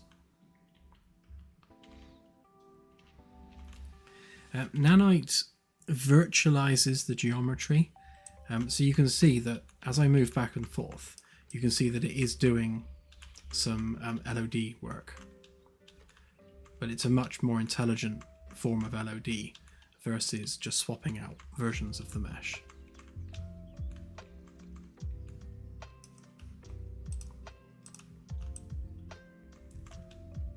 Essentially, it's invisible LODing, because you'll never see any pop in or anything like that.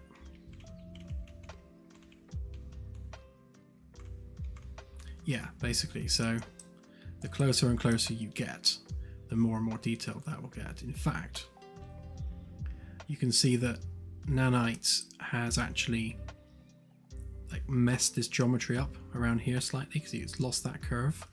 So what you can do is you can go into the nanite settings here, and where you've got your normal precision, no, not that one, position precision.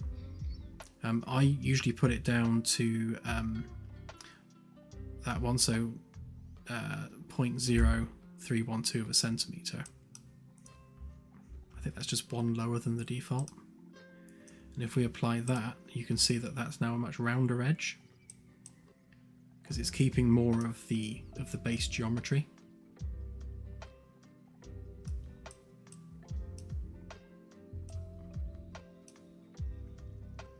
I wish you could set that by default, to be honest, because like in here with some of these panels, I had to do that with these edges because where I've got this kind of rubber trim going around here, nanite was messing this up, and you can see a little bit here. Like, I don't know whether you can see, but there's a little bit of a bulge there, and that's because of the nanite settings. But you know, that's a couple of millimeters in terms of, you know, real world size, so it's not like you can see it up from far away, but like I know it's there, so it bothers me.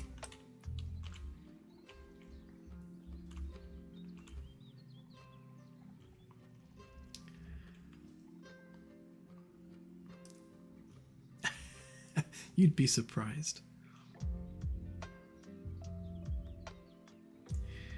Controller support, yeah, so I fixed one of the main hurdles for controller support the other day, which was the fact that it made the mouse disappear.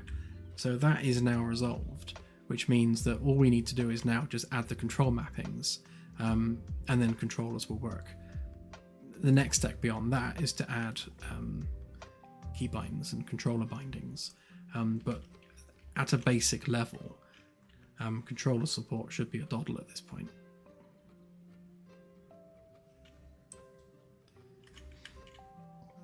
Right, let's get these straight panels done next, and then I'll do the difficult one, which is the door frame. Oh, and the windows, and that. Yeah, anything that involves cutting through it is a pain.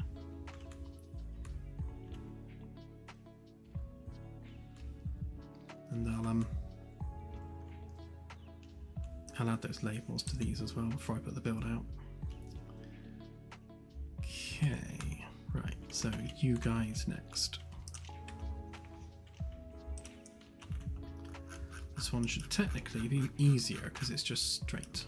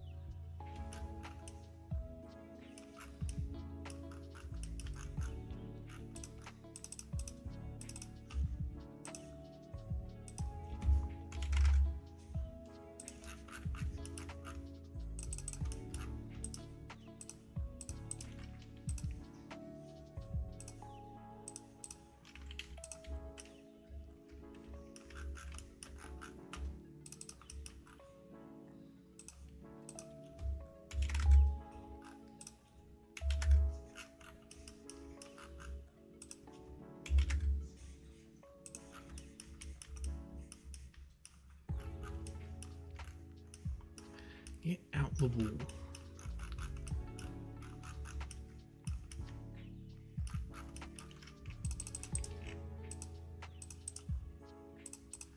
Now remember to leave a gap this time.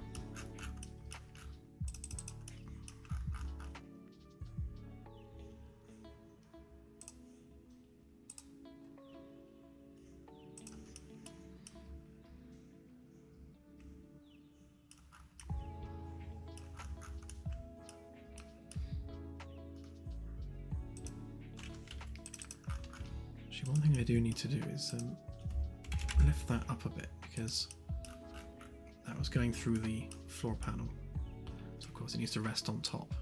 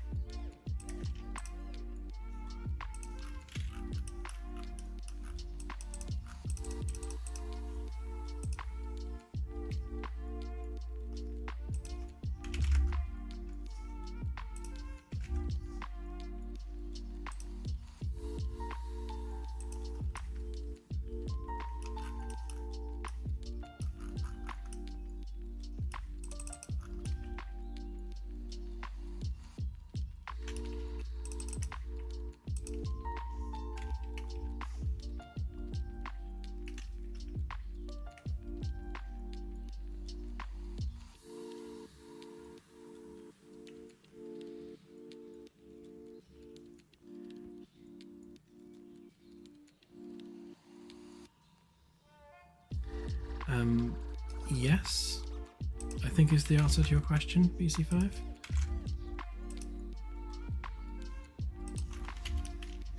So when I do a corner panel here, that railing will curve around. Is that what you mean?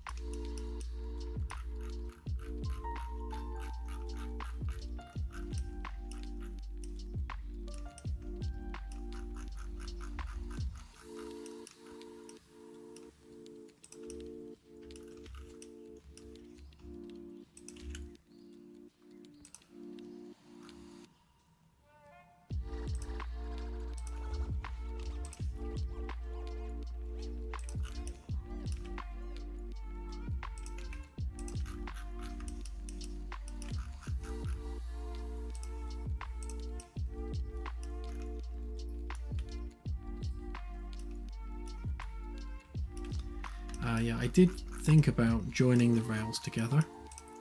That kind of causes more problems than it solves.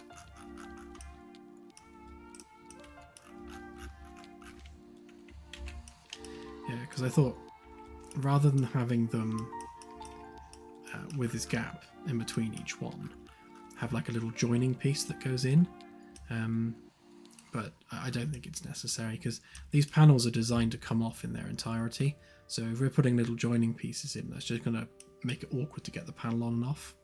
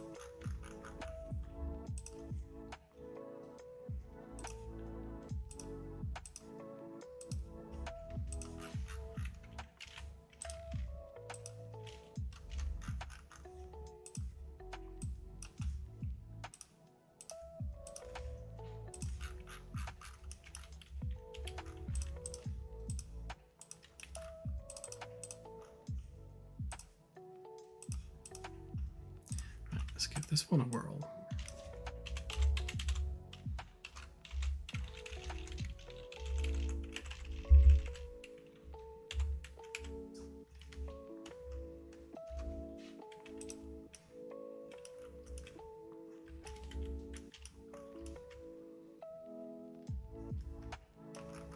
I think that was everything.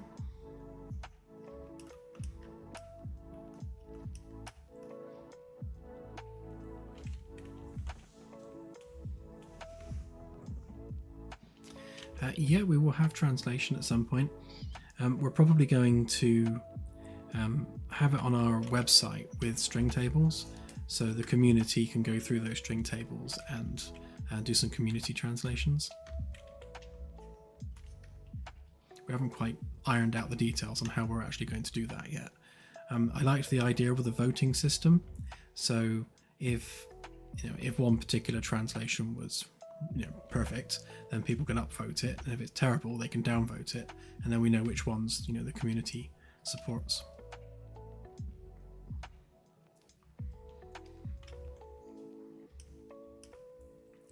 If you mean this pattern here, Zalaf, basically that's bad normals. So the normal direction, which is basically the direction the polygon is facing, is not consistent across this flat face, and you can't do face weighted normals in SketchUp. At least I don't know of any way of doing it, but I can fix this with Unreal, so I don't worry about that in SketchUp. In fact, we'll do that on import and you'll see what I mean.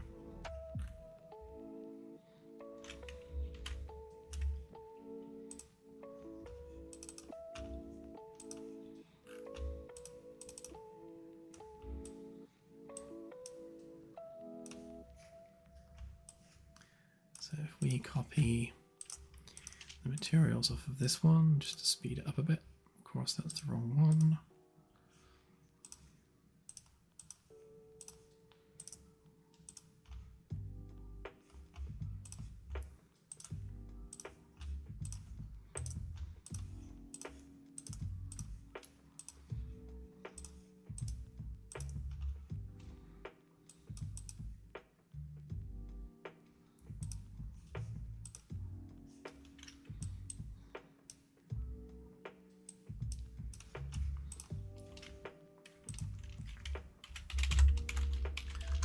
Anchor point for the floor,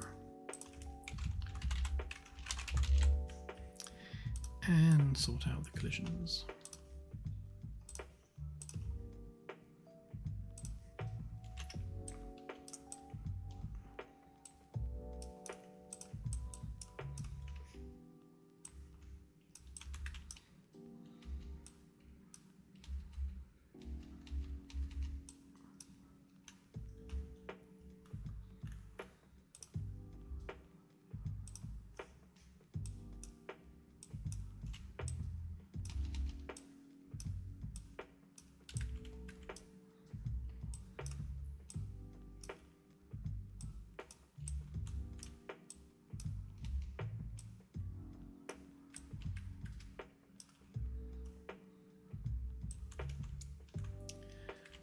Wow, that's awkward.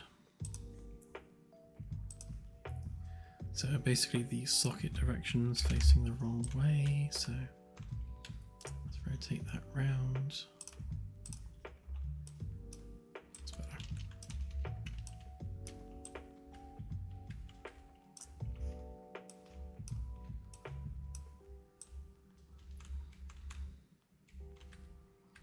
Right, so you can see that Unreal has already done a good job at fixing those normals. In fact, it's completely fixed them, which is good. But just to make sure, what we can do, if we select the mesh itself and go into the modeling tools and attributes, we can pick the normal, we can have it recalculate the normals here. If we do area angle weighting, that's essentially the same as face weighted. That just guarantees that the The normals are all facing the same way, which means we don't get any weird reflections.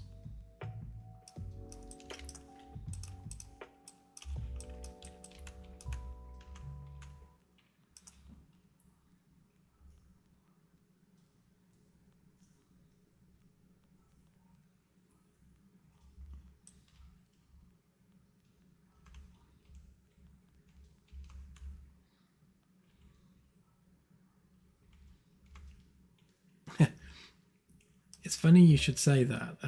No, there isn't a bed in here, but I actually slept on the floor last night because it was about, I don't know, something like 4 a.m. I was tired. I was like, right, I'm going to go to bed. And it was raining so hard that I couldn't bear trudging in the rain between the house and the dev shed. So I just lay on the floor with a blanket and fell asleep. So Claire came in this morning to sort of finding me just sat there in the middle of the floor with a bad back.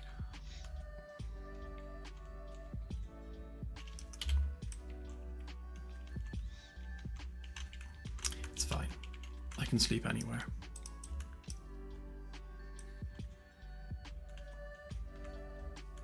Yeah, funnily enough, the umbrella was in the house, so that didn't help me.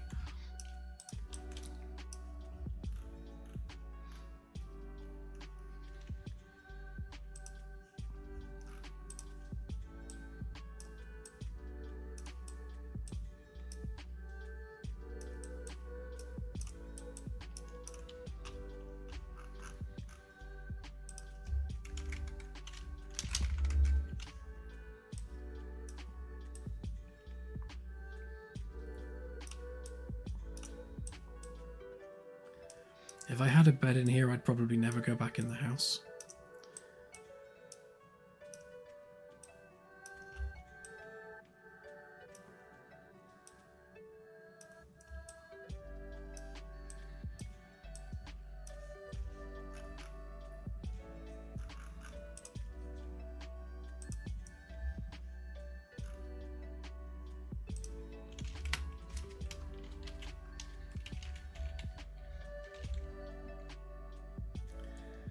I don't know what panel number this is actually, but it's definitely right.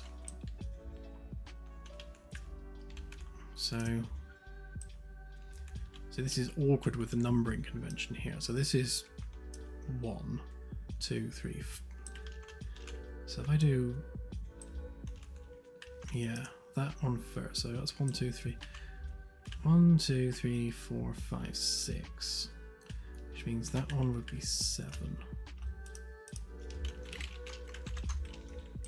And then 8, 9, 10. I guess 11 for the corner. And then we've got, yeah, from then on as part of ring 2.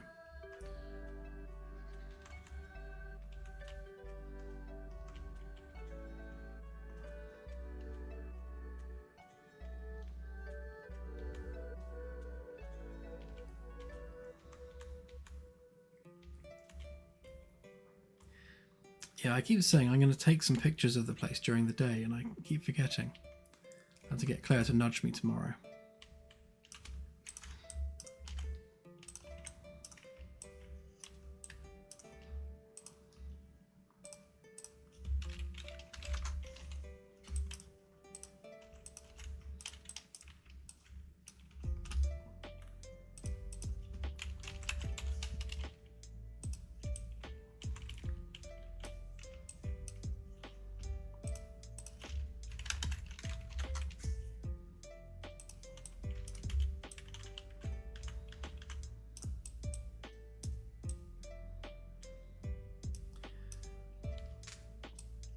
So one of the things we also have to solve is, obviously we've got these breaker panels behind here, and the question is whether or not we want them to be hidden behind the panels so that you can't even see that they're there, or do we want them visible?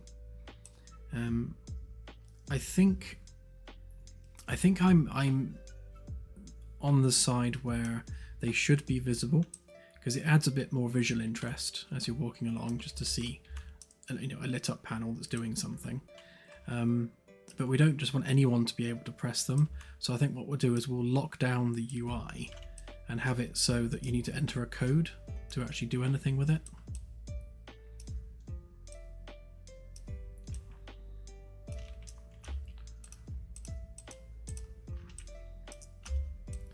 So we can just have that poking through for now.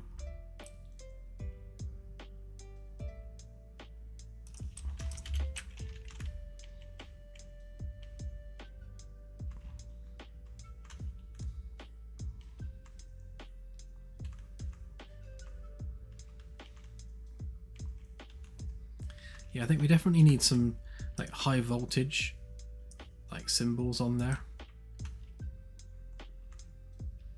just to indicate that this particular panel obviously has stuff going on behind it that you just don't want anyone touching. But yeah, I think we'll do a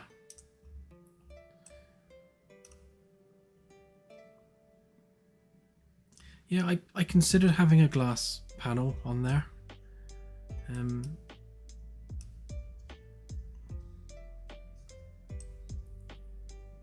I definitely think we need to see them. So either glass panel or lock down the screen. I think having them accessible with a pin is probably more convenient in the grand scheme of things. Because if you're working on, say you're working on a cable here and you need to remove the power from that cable, so rather than having to take off this entire panel, you can just enter the code and disconnect that cable. It's probably more efficient to do it that way.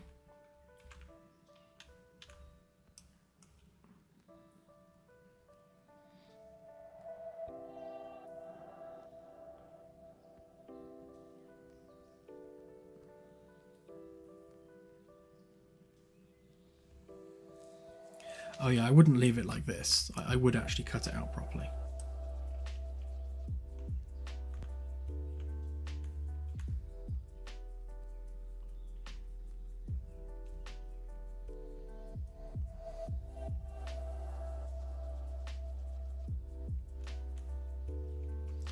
Yeah, I mean, we could have a swinging glass panel, I guess, like a little glass door that you open to get to it. I mean, that works. Have a little keypad, so you enter a number in the keypad, and then you can open the glass panel to access it. That could be quite cool.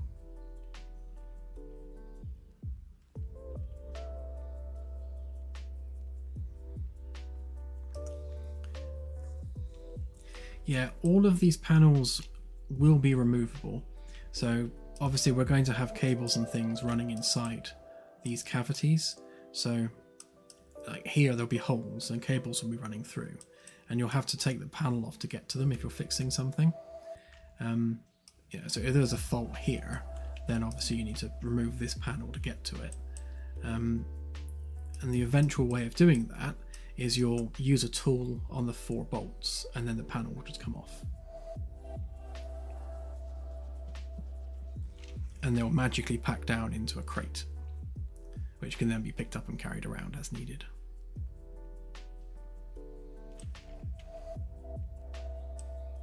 But yeah, just for the immediate future, I'll just have these poking through.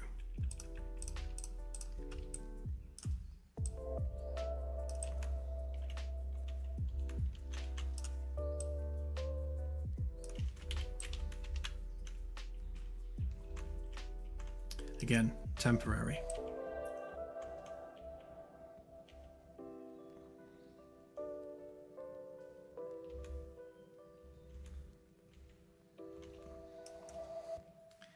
Hey, Lonely Reaper, all good, thank you.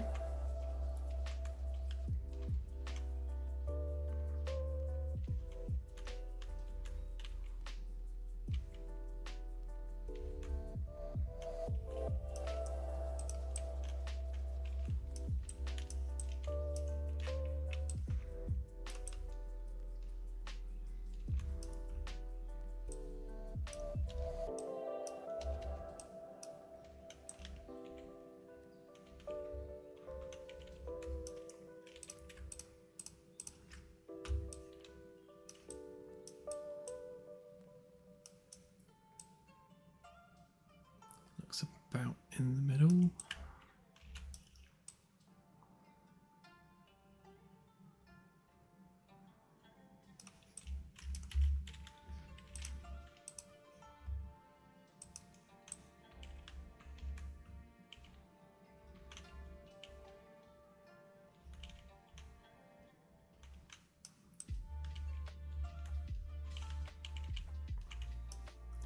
Right, so this one's FDEC port.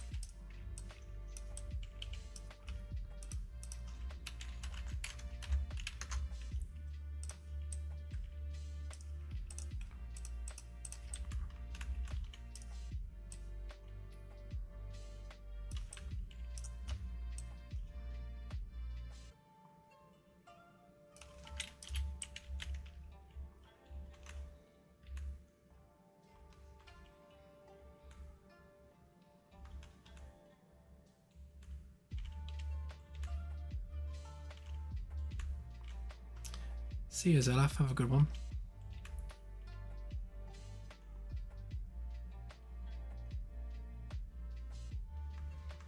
Will party mode on the bridge have an Easter egg? Maybe. We had that Pogo video on stage 9. We can't really use that one, but I'm sure we'll find something amusing.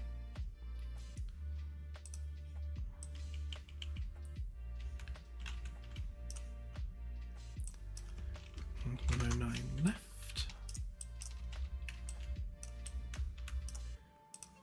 That one's 10 left.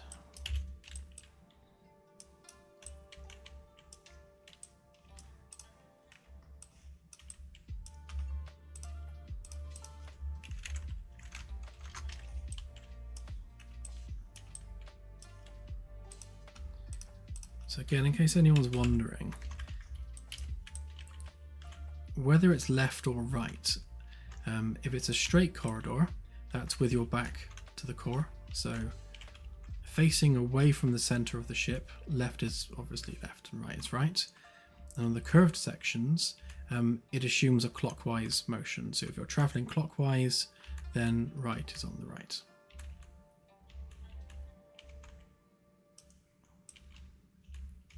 That one's not done.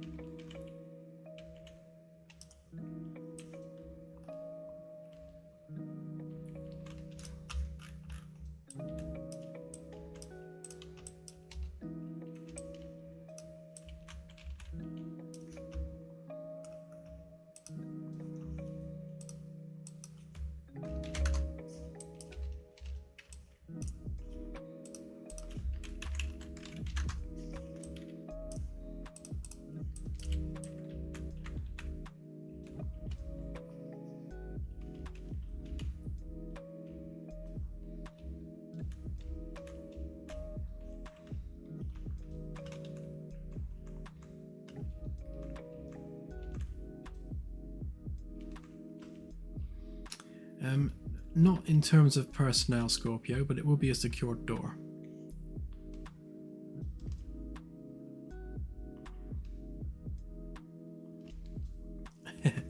I'll start work on that when this one's finished, Frank. Let's get this one finished first, then we can think about the next one.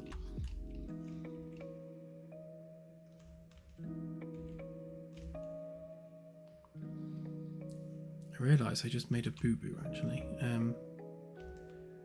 Yeah, so those ones are aft, which means this one is port. Which means all of these need to be FP. Oops. FDEC port. FDEC port.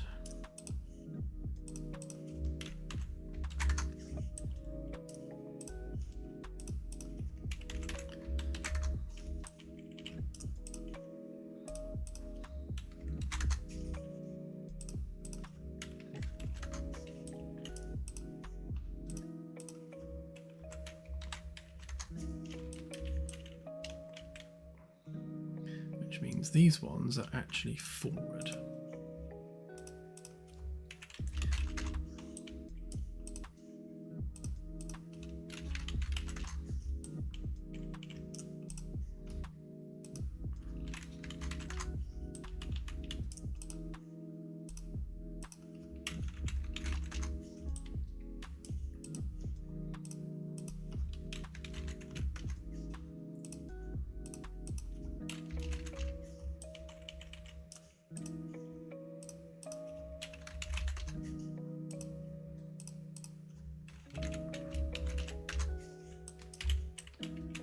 Okay, that's better.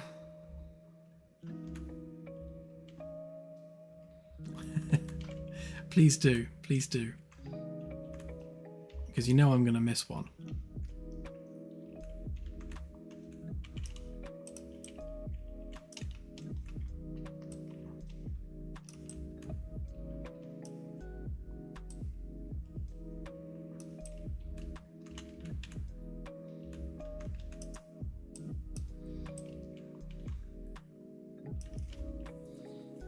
Well, the question there, Sebastian, is yes, I'd love a script that did this for me, but how would you script such a thing? Obviously, I've scripted the position, so I just press that button and it pops into place, depending on where I saved it from for this panel shape. But obviously, I need to write in the panel number and which quadrant it's on. But how could you possibly script it? How does it know where it is?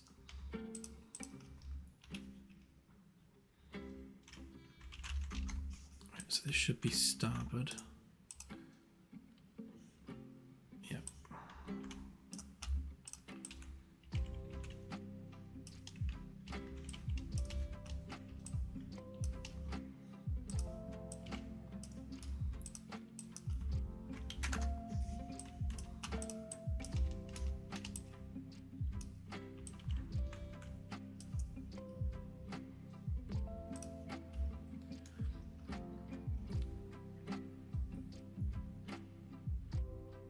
Yeah, you'd probably have to script it so that the anchor point has an ID associated with it, and or a coordinate-based scripting system. But by the time you've done that, you would have done them all already. So it's it's not going to speed the process up at all, because it will probably take longer to write the script than it would to just do it in the first place.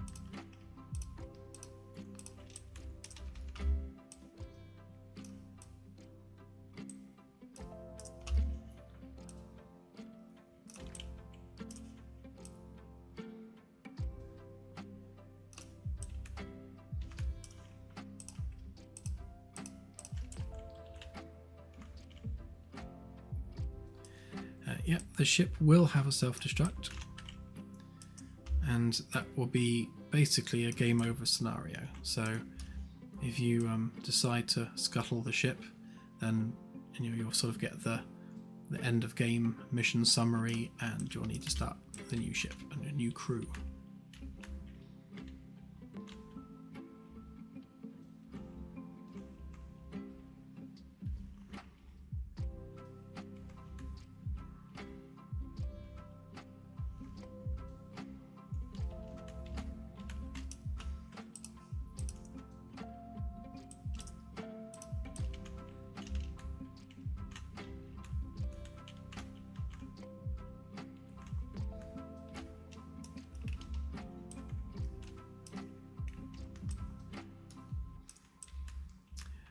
Yes, Ubermag. So the way it's going to work is obviously these panel actors are going to pop into place like this. Apart from this one, because it's going to be awkward. Now when the panel is damaged, obviously it will display visual damage, and when it's completely destroyed and you remove it, then the actor will still be there. So it will hide the panel, and you'll have a box to represent the fact you've removed the panel, but the actual physical actor will still be there. So what you'll do at that point is when you go to place a new panel, you'll get like a ghost outline of the panel when you use the box on it.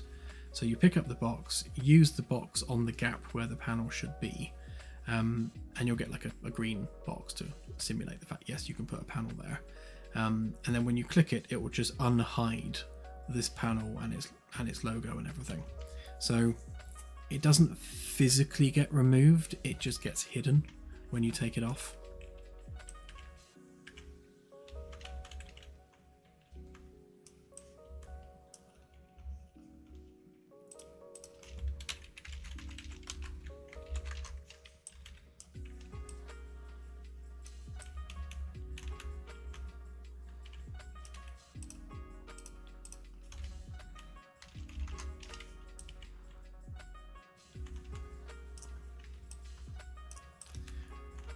I'm sure I did, but I will check.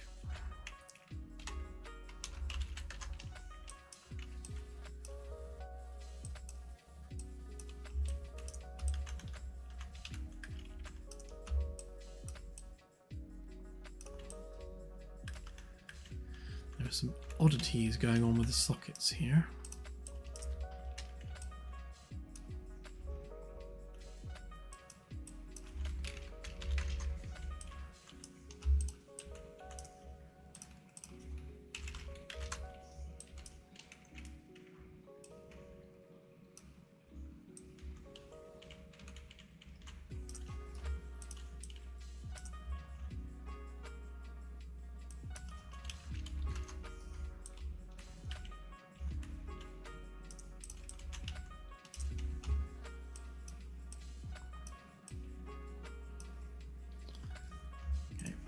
That.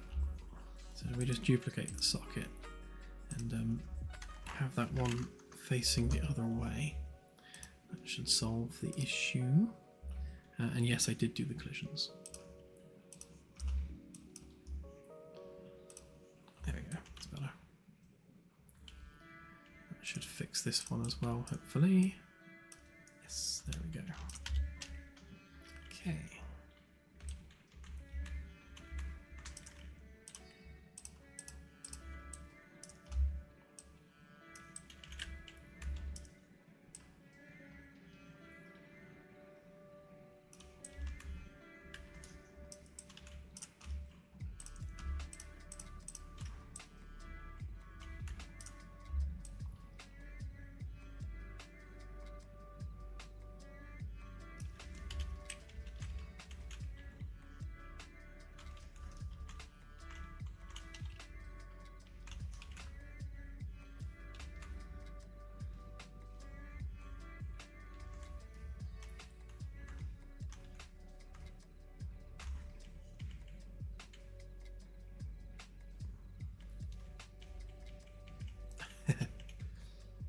Yeah, 5.5 is going to look really good when it's ready.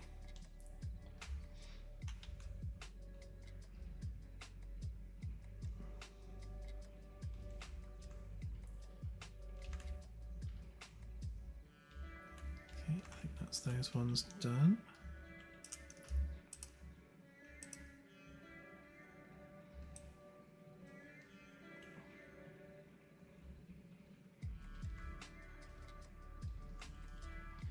Right, so we need the corner pieces there and there.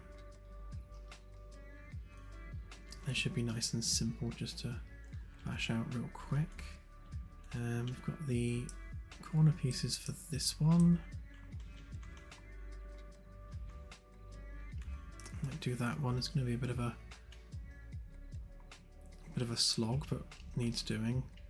And that can be copied to there. And we also need the windows as well, and we need to redo this screen as well too. So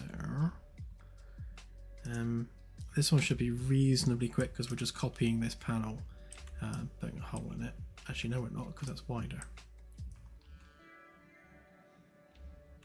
No, that is going to need a new one. Oh, that's a pain.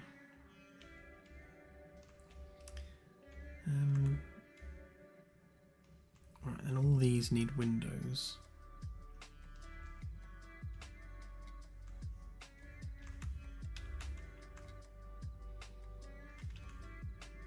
Right, let's do these bulkheads then, and this door, because I want to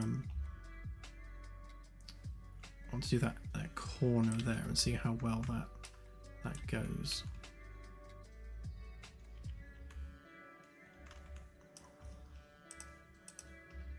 On the previous one,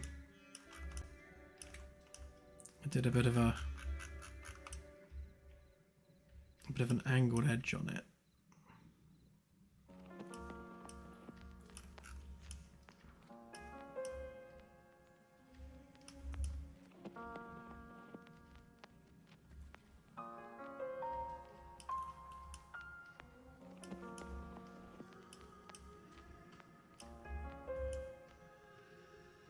Yeah, I think we want to keep the angled edge, to keep it angular as much as we can.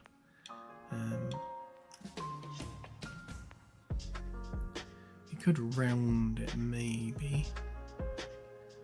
Give it a try and see.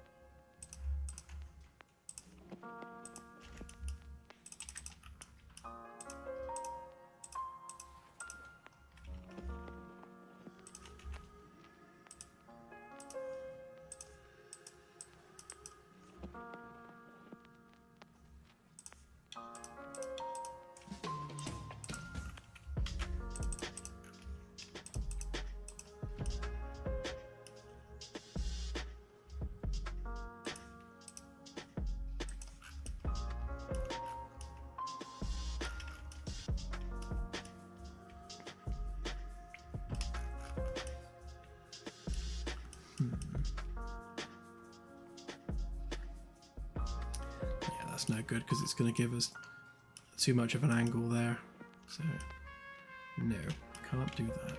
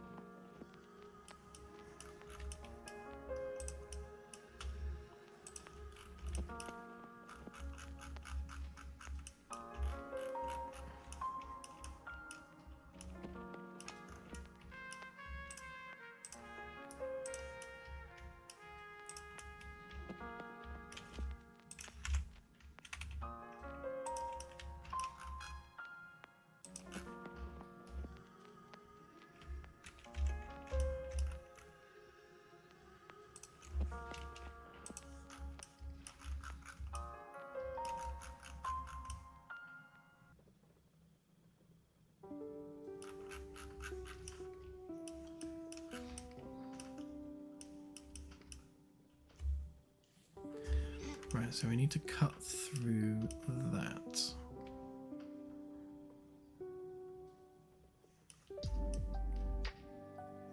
Now it would be nice to do this without having to rebuild this panel. So let's give that a whirl.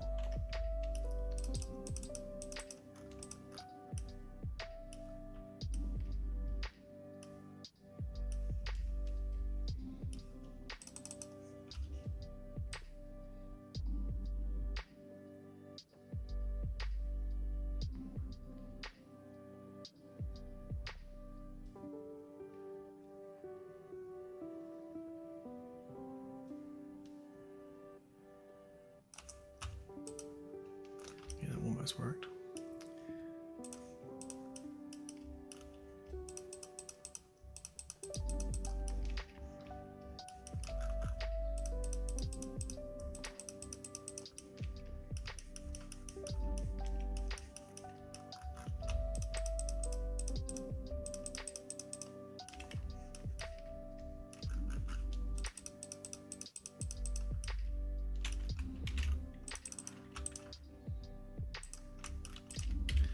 If I take a copy of that,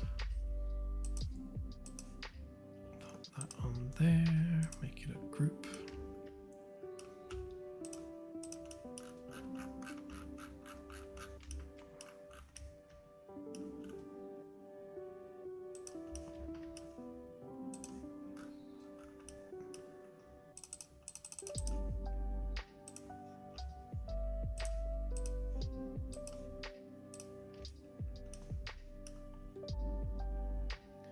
That's our cutty piece.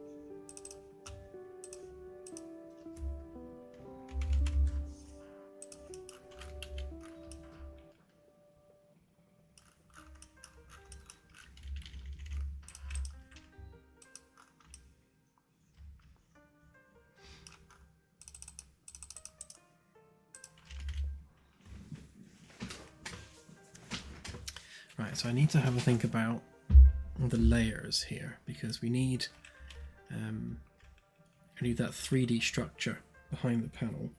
So we need to have a think about leaving room for a metal edge and then leaving room for the rubber bit and then the plastic bit. Make sure we've got all those layers accounted for.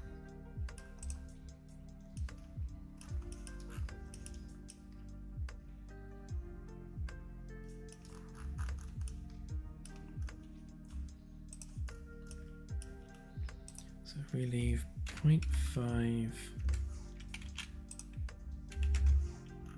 to expose the metal around the edge, and 0.5 for the rubber, and I think it was 4 for the plastic.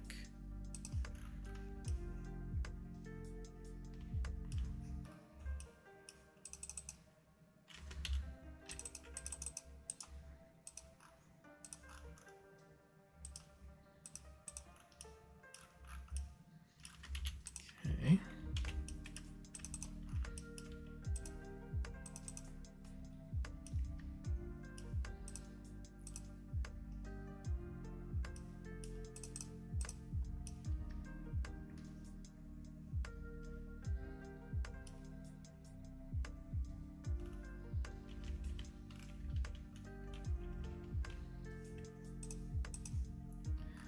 Actually, let's do these layers separately. So we want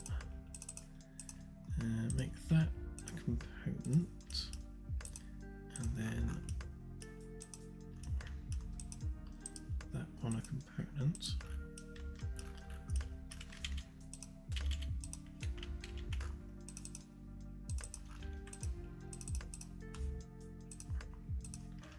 Pop that there. Also pop it there. Copy that up there. And copy that one up next to it.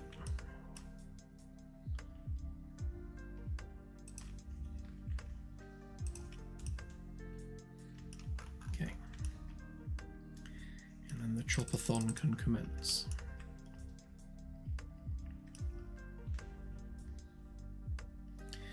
See you, Sebastian. Have a good one.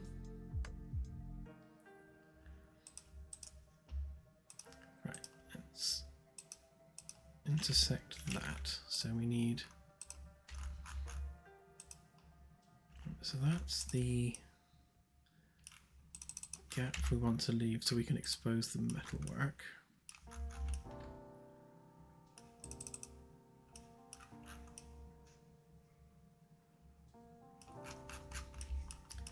Where are you connected?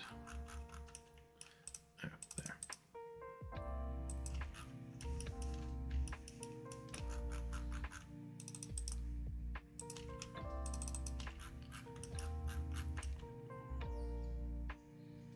Okay. And then we need... So we don't need that bit. That bit.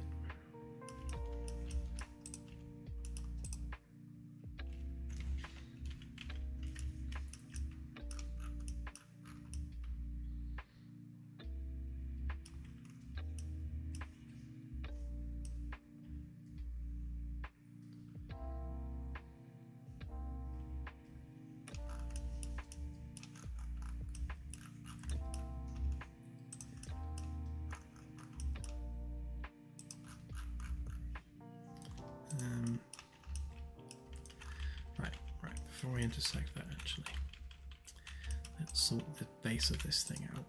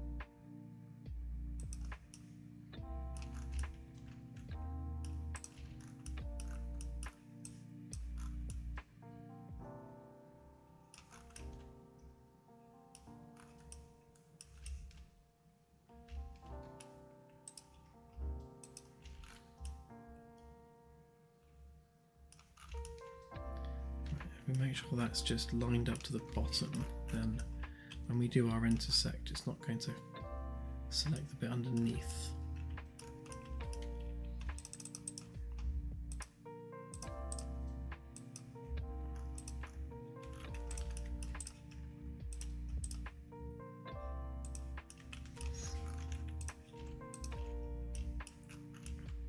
Okay, so don't want that.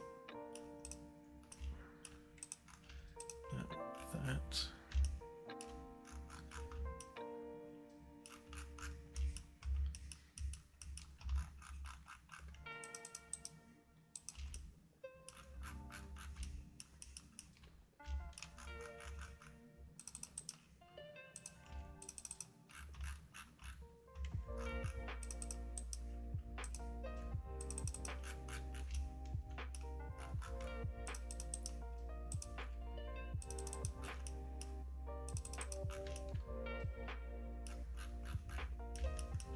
Oh, lost the camera again.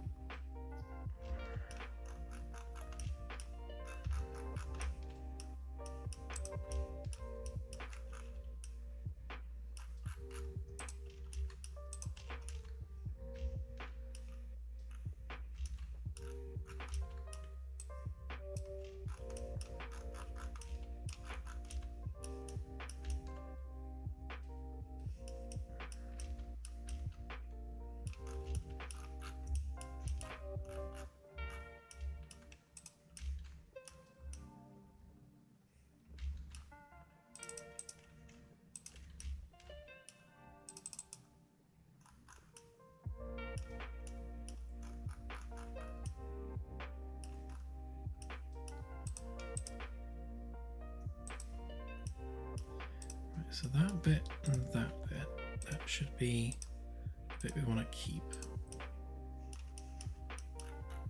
Which means that bit and that bit we don't want to keep.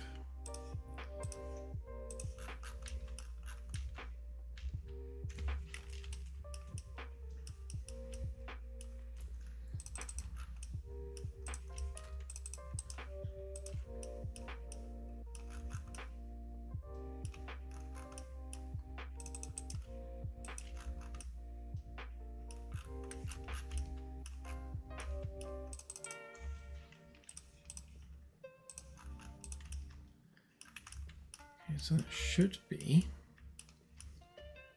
the rubber bit cut through.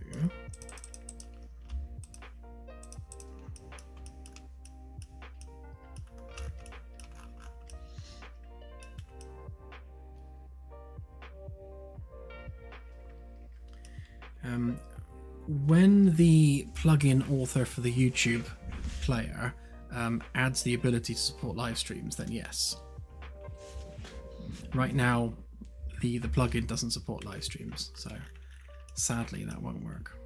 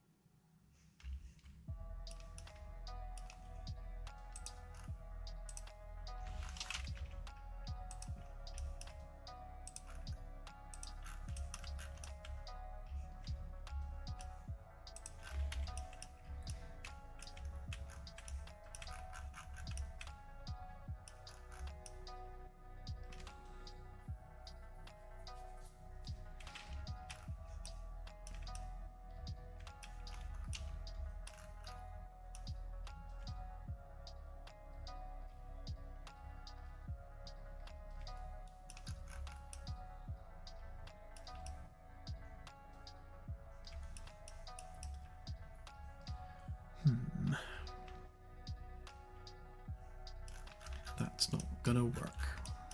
Right, okay.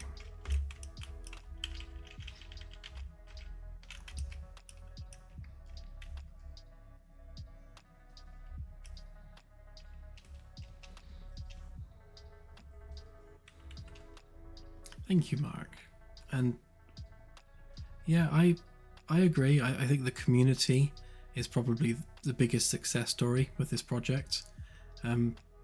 Yeah, it's an amazing community. I couldn't have wished for anything more.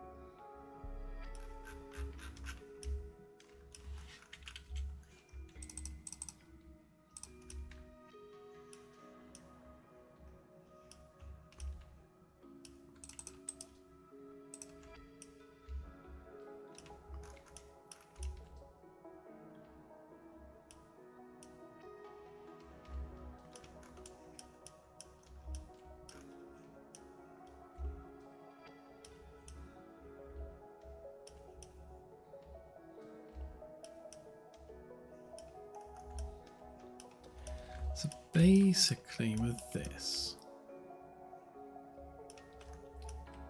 I'm going to end up fighting it because I've already rounded off these edges.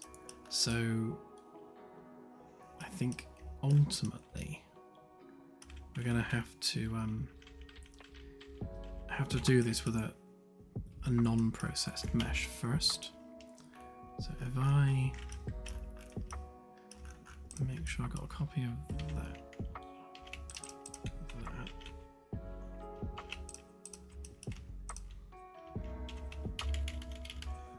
Pop that there.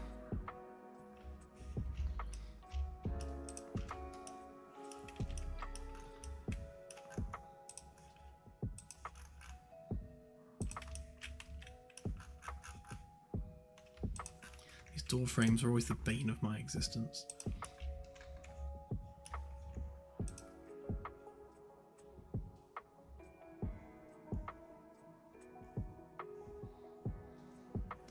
Come on, autosave. Thank you.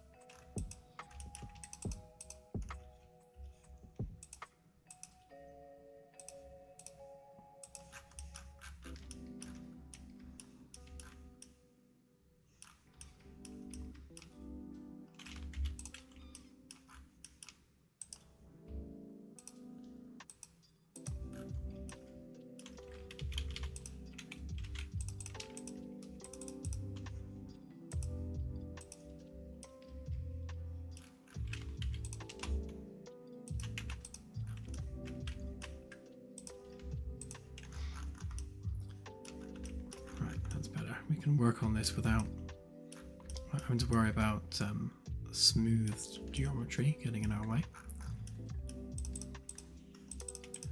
Right, so we want a copy of that face there.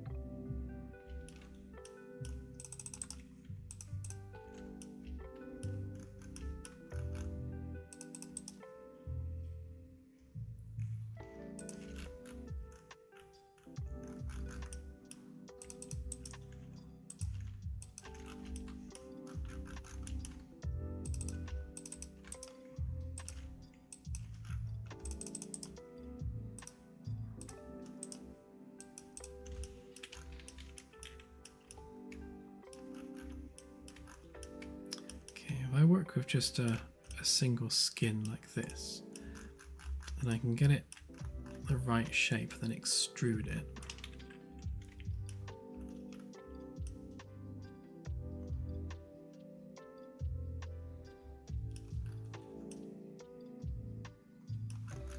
So we've got enough of an edge there.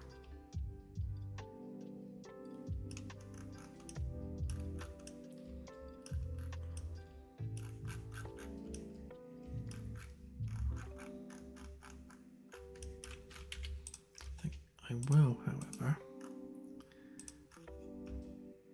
just make that a little bit wider.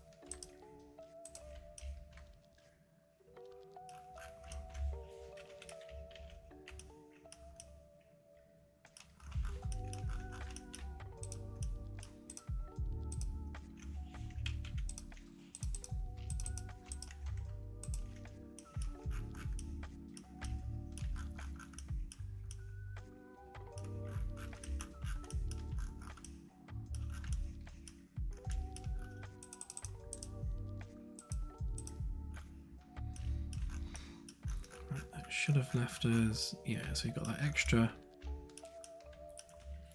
half a centimetre gap there to make room for the rubber seal.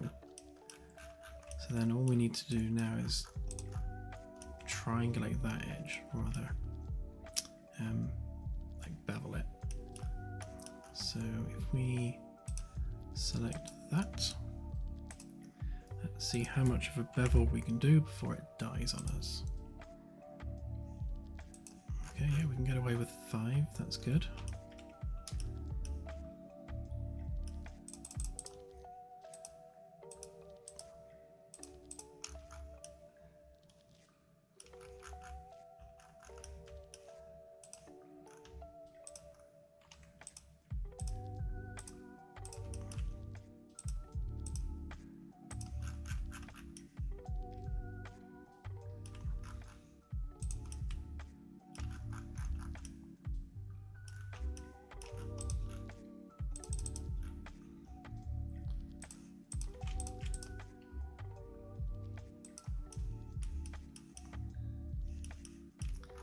So I'm going to need a bit of tidying up.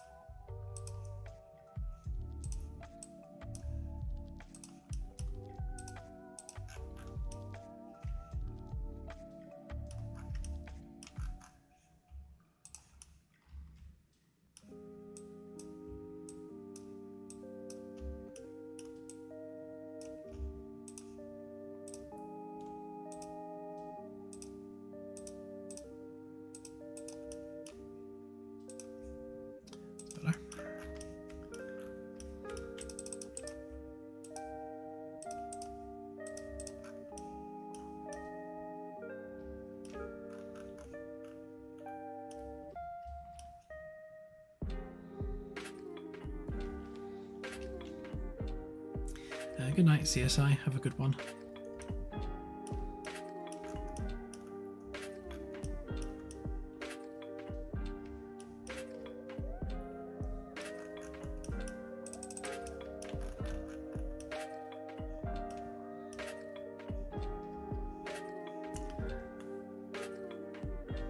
That edge there is going to cause a bit of a nightmare.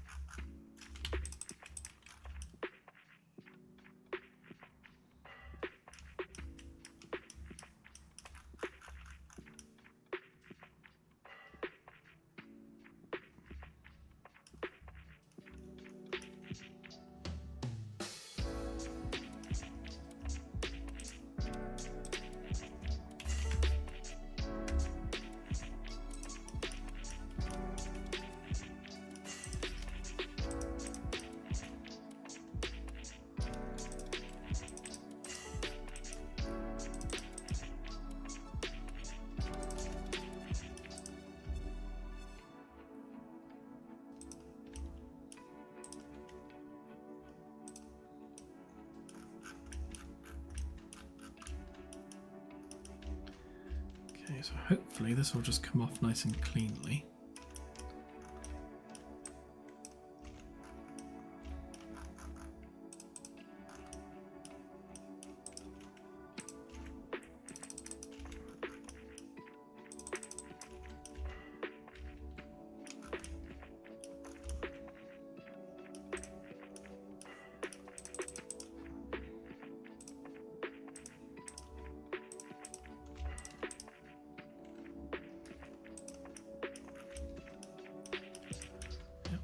Seem too bad.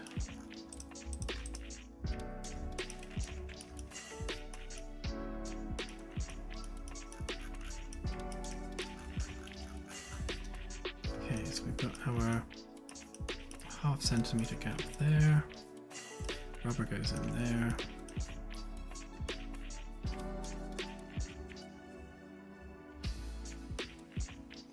Okay.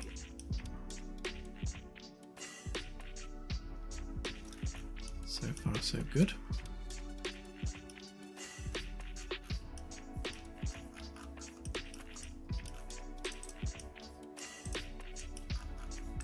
So if I grab that.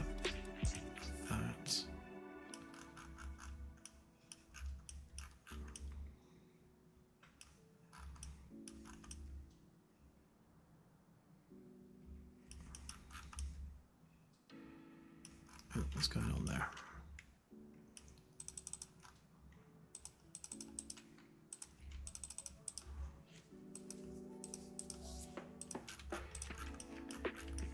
So that. Copy them. Paste them in there. Group them up.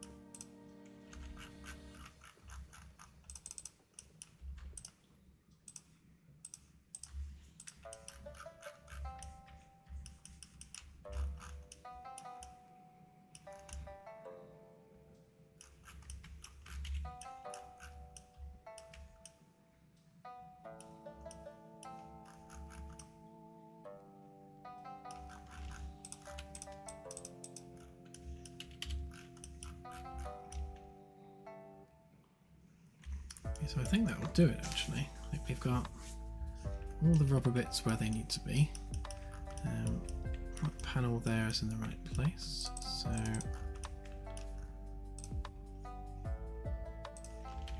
that needs to come in.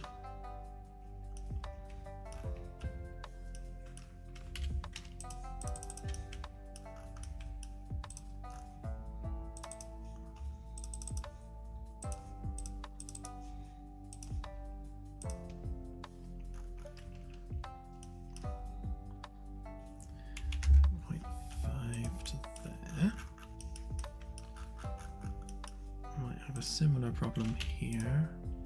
Yeah, that's fine.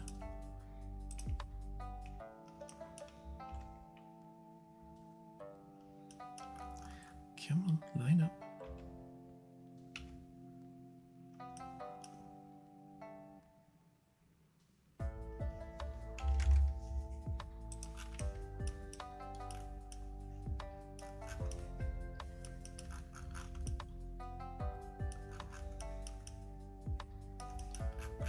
Okay, and then finally, just realise that bit needs to come out as well. So there, which is exactly 0.5. Remove the inner edge.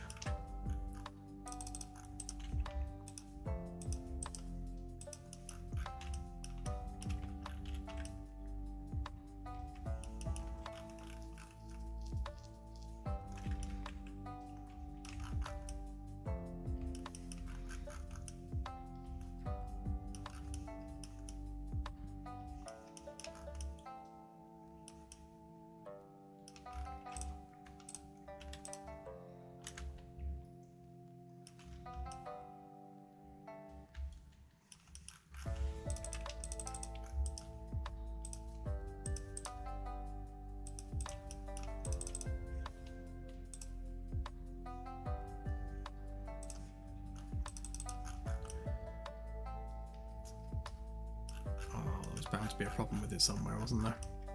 Okay, so which bit is it not liking?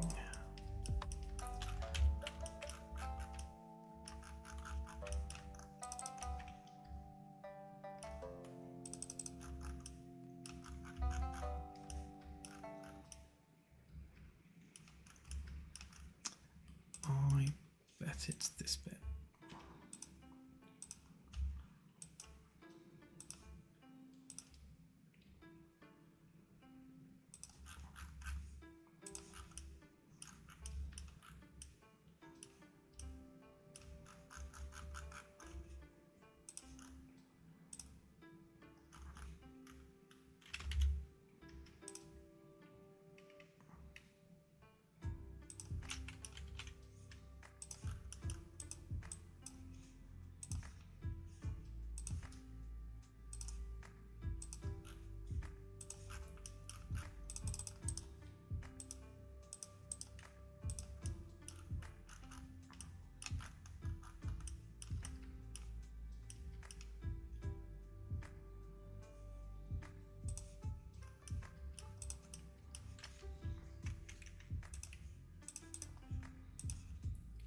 I suppose if you want to do a proper job with it, we need to make sure that all these vertices are aligned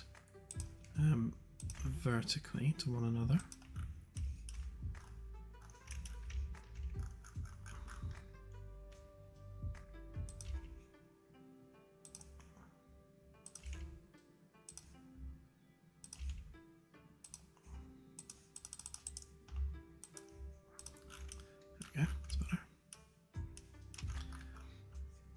Same here as well, just make sure that they're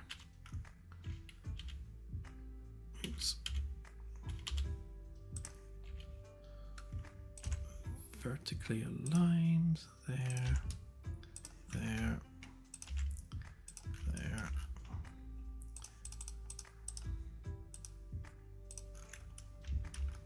I'm seeing that one.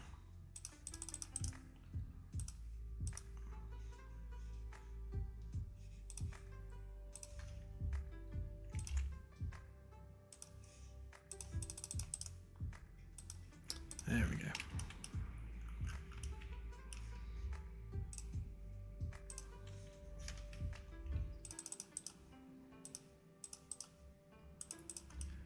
Okay, now let's try that rounding operation again.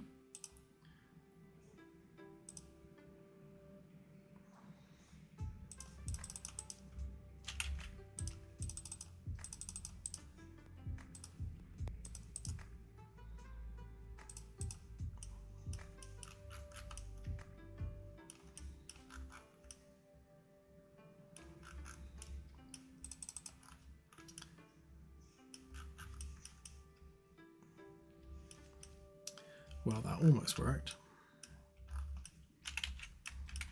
I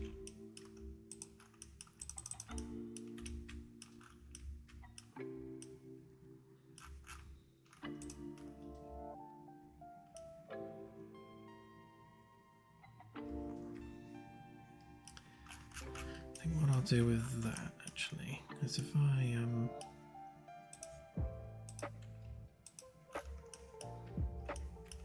give that a smaller edge.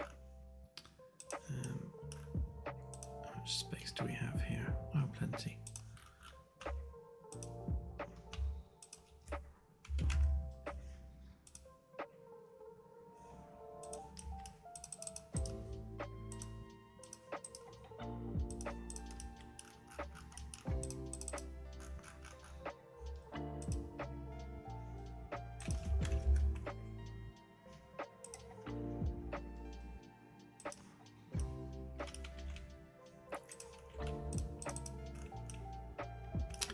Oh, I see what's happening. We've got some really tiny gaps there.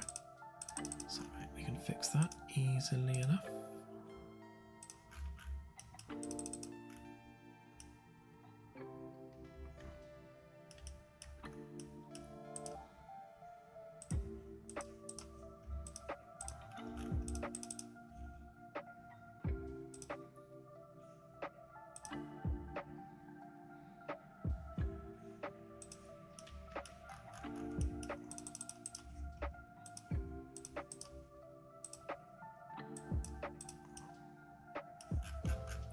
Better.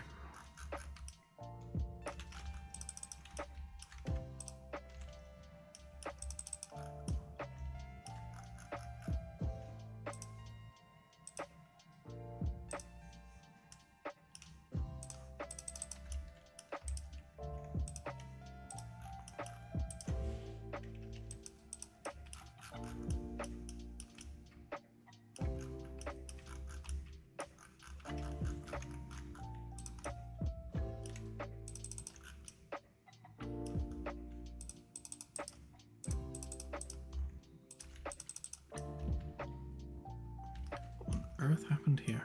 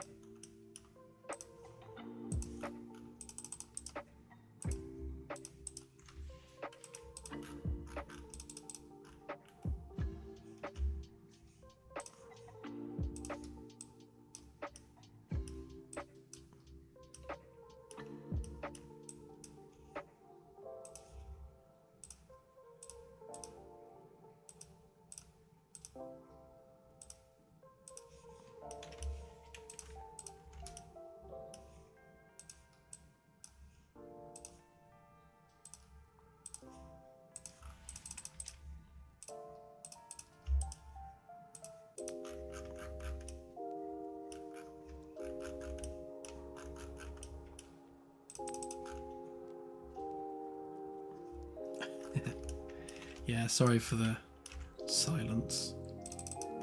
I am indeed in the zone. In the SketchUp's messing everything up zone.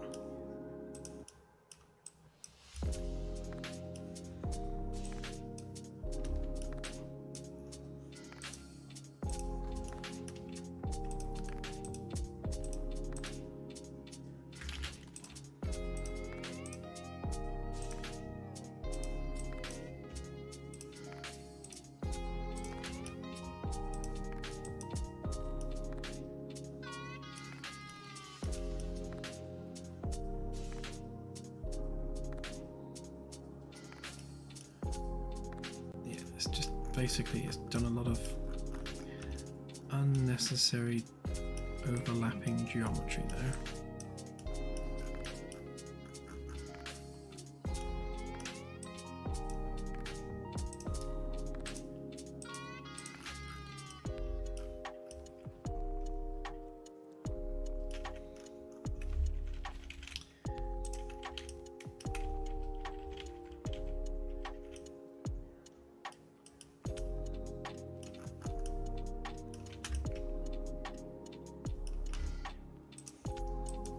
Actually the broken bit that side.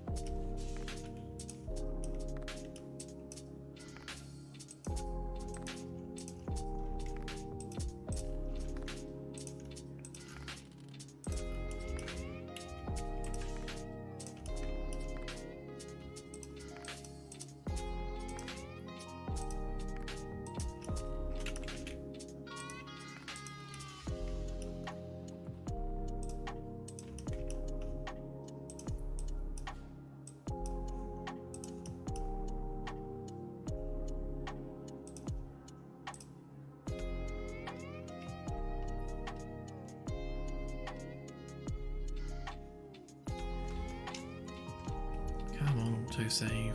There we go.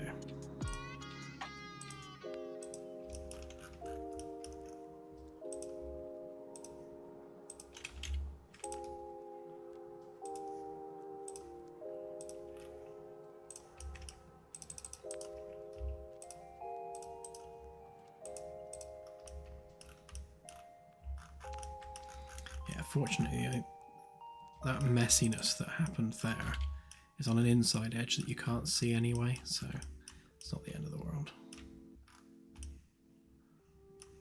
As long as it's clean on the outside edge, which is what we're interested in. Which it is.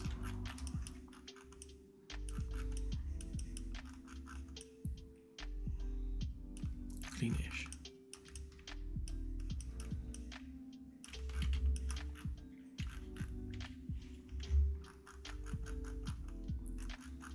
Get rid of some of these upper decks a minute. They'd be in the way.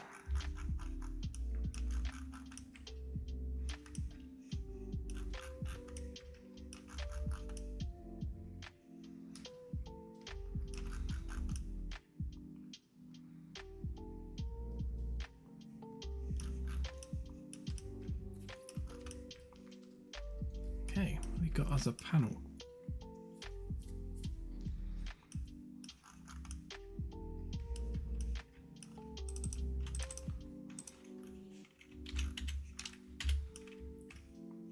So the last two things we need to do is do the railing with a cut and the bolt holes. To be honest, I can cheat the bolt holes.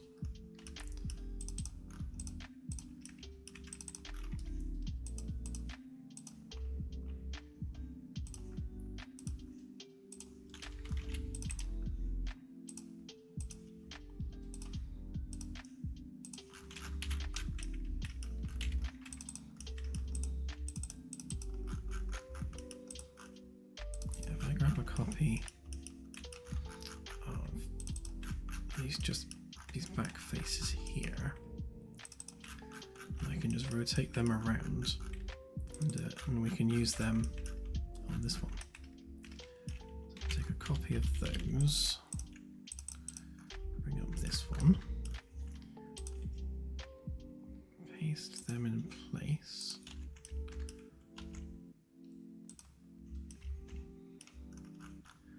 We select the midpoint on there, move them around to the midpoint on there. Should have put them exactly where we need them.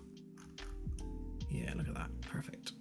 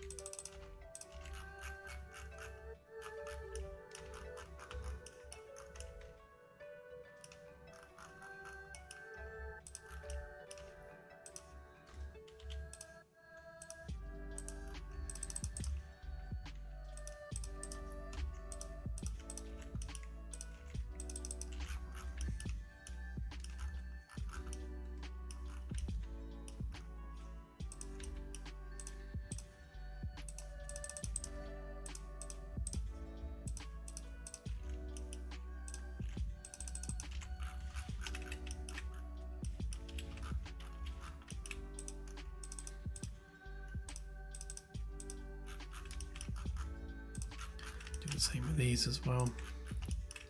Copy the ones that are there. Paste them onto there.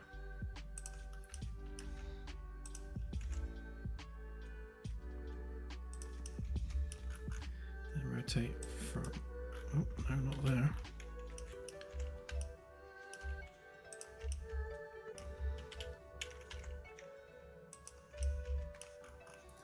So midpoint there to the midpoint there. And they're exactly where we need them to be.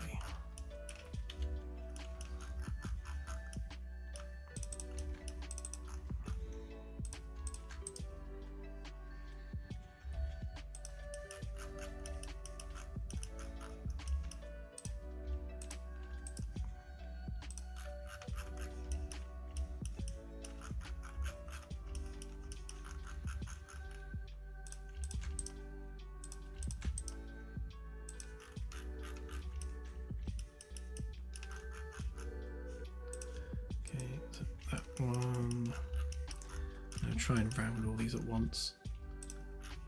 May or may not go to plan.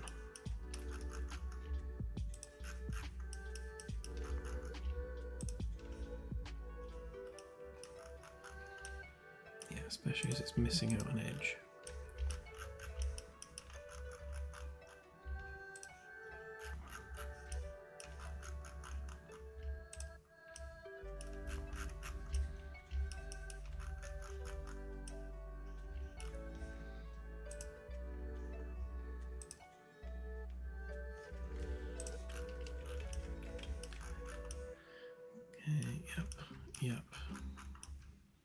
Yep, and yep.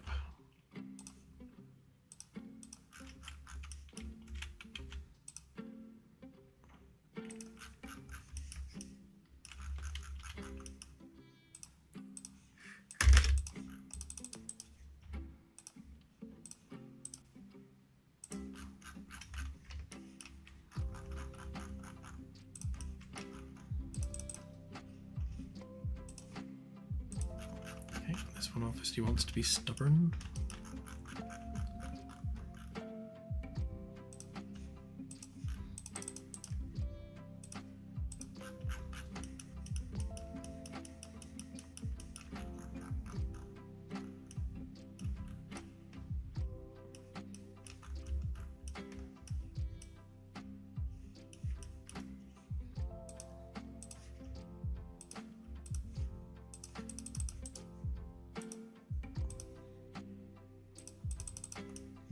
There's always one, isn't there?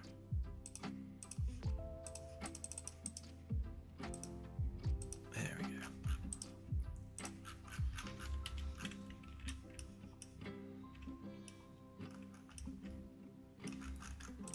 Right, now I just got to do these bits. So 3 on that side,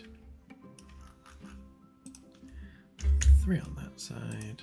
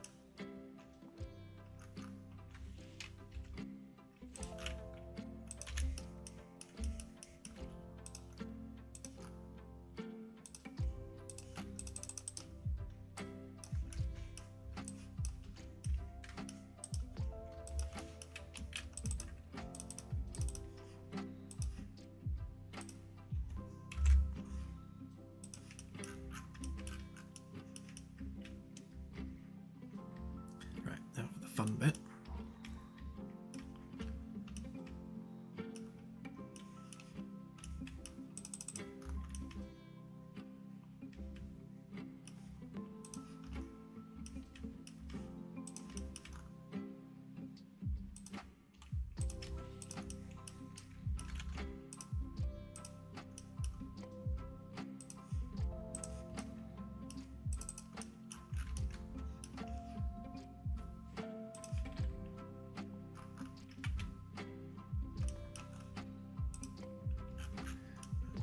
That to that edge there.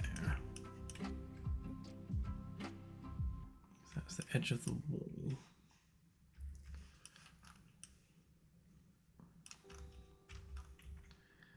Okay.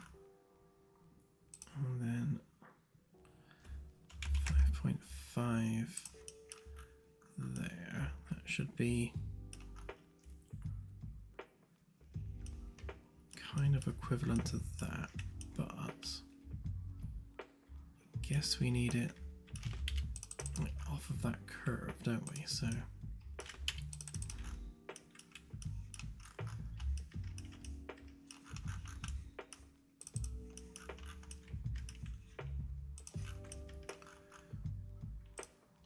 maybe if we call that curve our edge.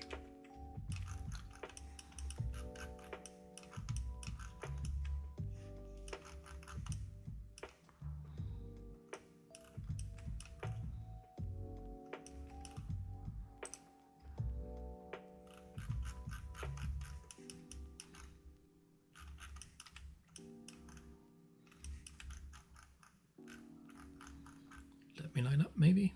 Ugh.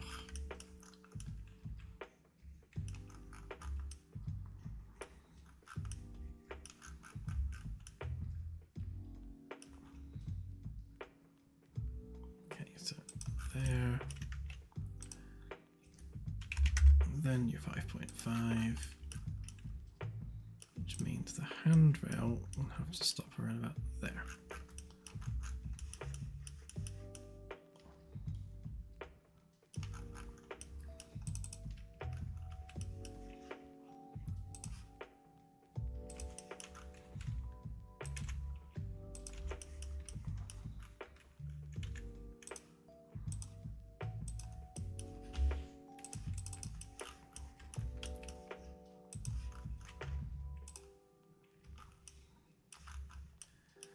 Same here, line it up with that. 5.5 that way, which means everything that's basically from there onwards can go. No, actually, no, that can go as well. Which means that can go, and all that can go.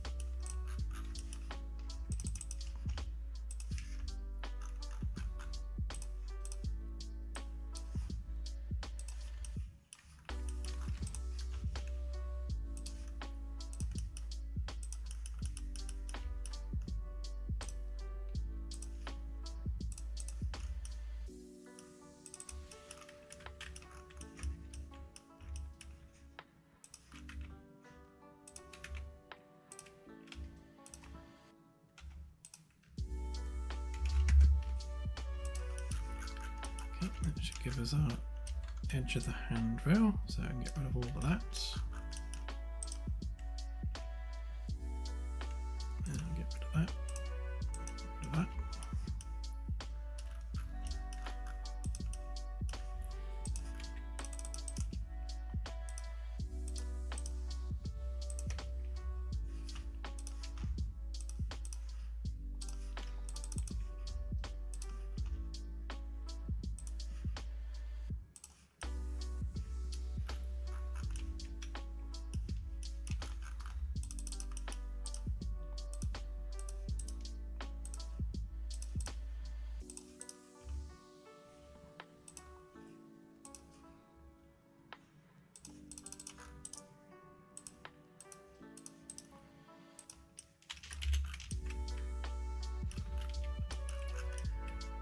Okay.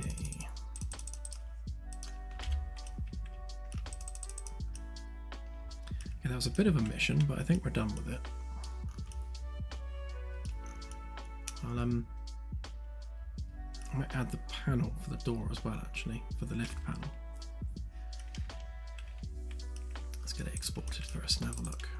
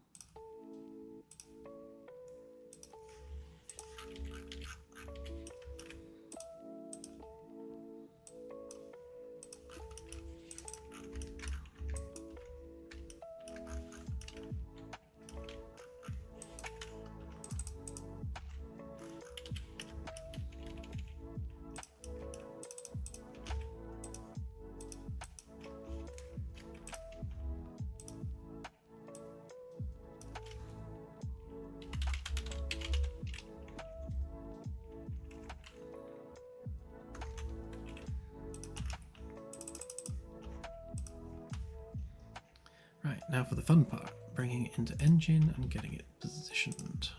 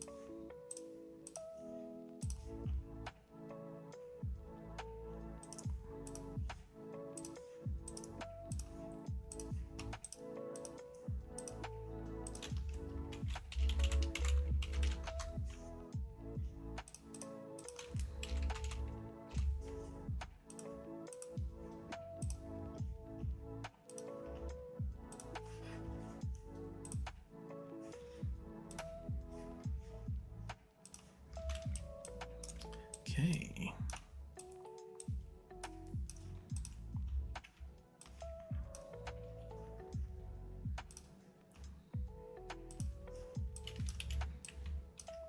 There we go.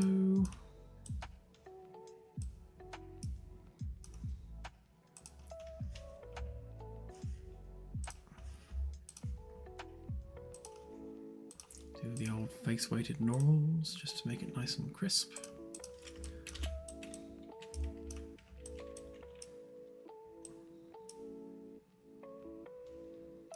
Not bad, not bad. So I need to do a custom floor panel for here, so that the floor panel goes all the way up to the edge. But I would say that's that in place. Yeah, and I definitely like having that exposed edge from the framework there as well. Just gives it that extra bit of visual interest, and sells the fact that there's framework behind all of this. It's not just panels floating in midair.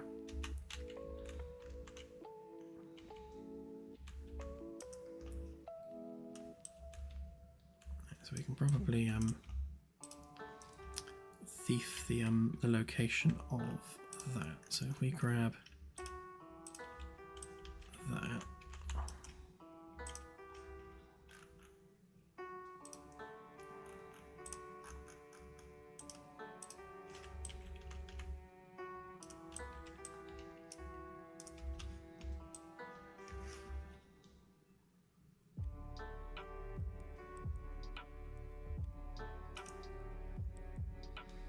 Okay, and then that would be 1, 2, 3, 4.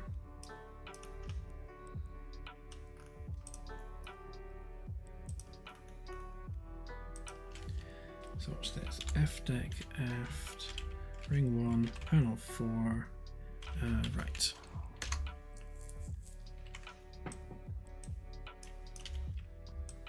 Nice. And we can also use this same one over here as well. Thanks to the magic of doing everything the same size.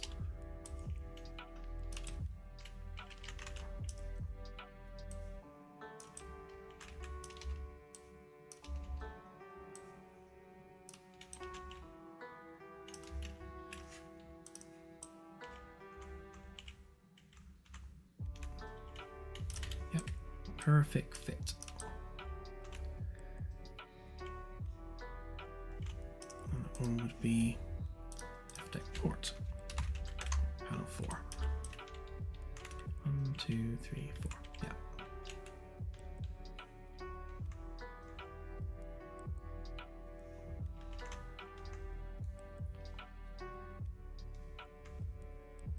Do you mean down here? Yeah, so basically there's a 1-inch gap there. So all I need to do is just extend the edge of this bit just to the metal there. Although I will leave room for the weld line. Don't know why it's not there actually. Where's my weld line gone? Yeah, there should be a weld line there, like these ones. So you've got the weld line at the bottom, so it'll come up to the edge of that over on this side.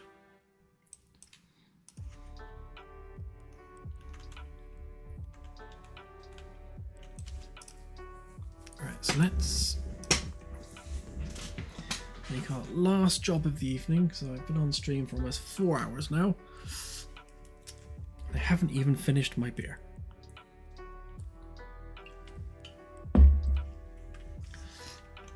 So we'll make that one the height it should be at.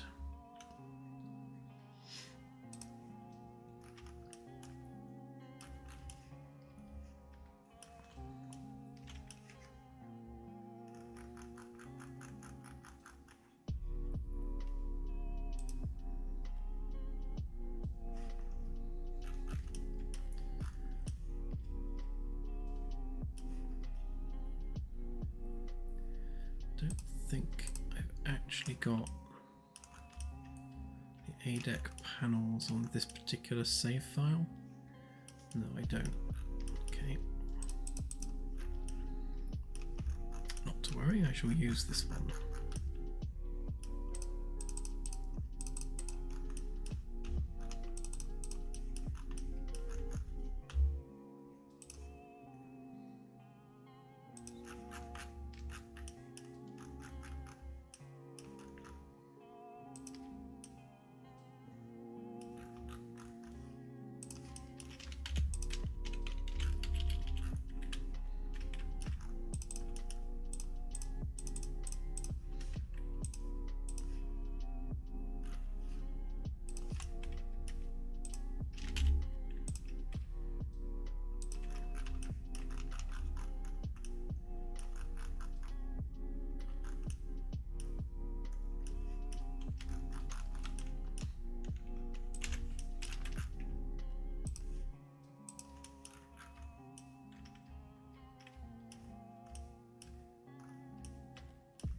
Yeah, technically it should be cider here in Somerset, but usually I drink mead, although to be honest I'm not a big drinker.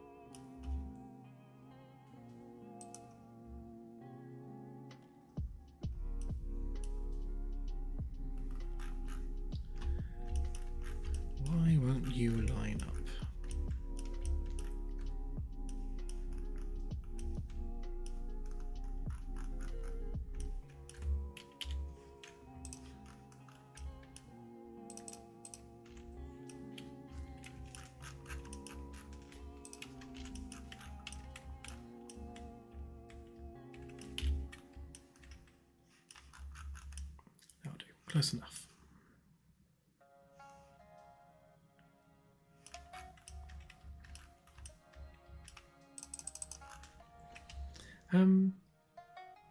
Yeah, there's one down on the south coast.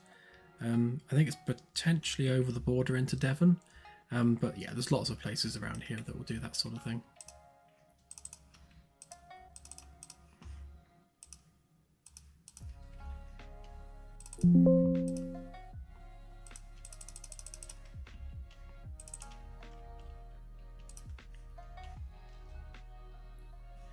Let's see how well I guessed the location of this.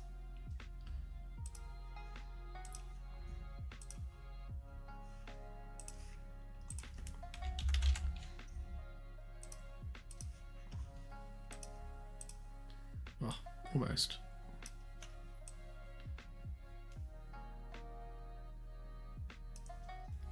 It's a bit on the large side.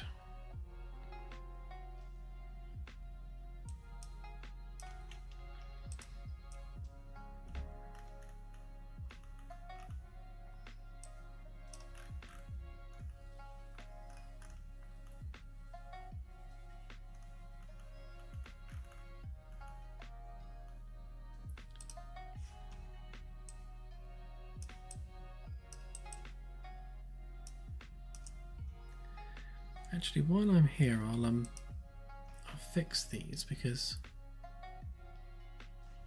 some of these panels were looking a bit weird.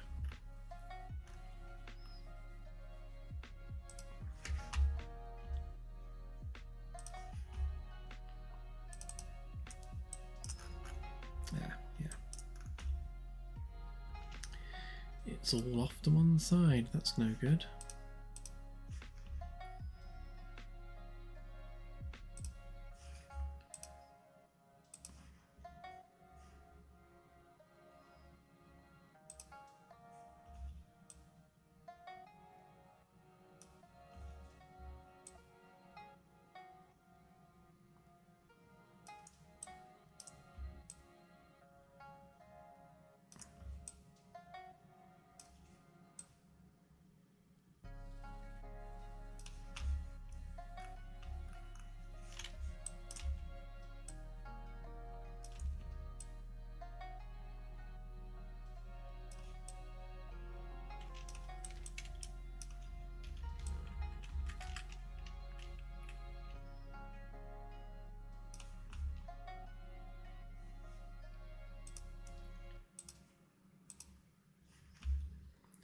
I think I'll also just fix that as well, because yeah, same issue on this one.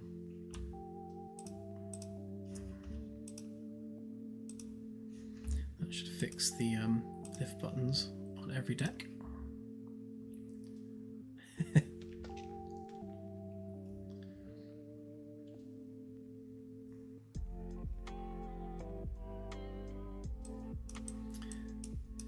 Oh, you mean this? It's alright, fix that.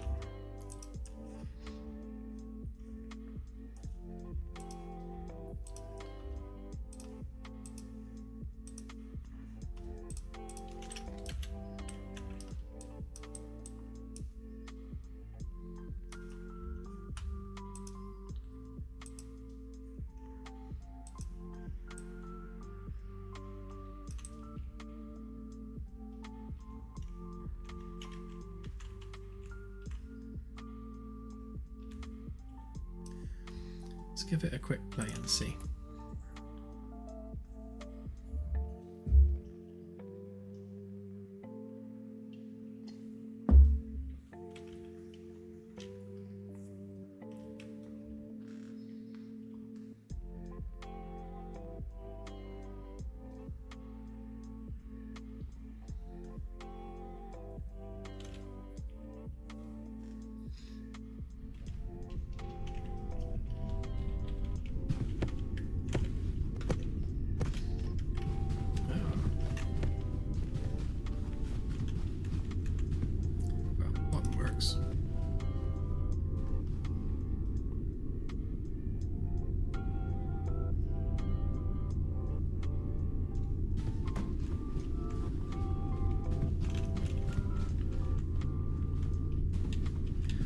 funny, that actually looked like it was too high, but it's not, is it? That's kind of...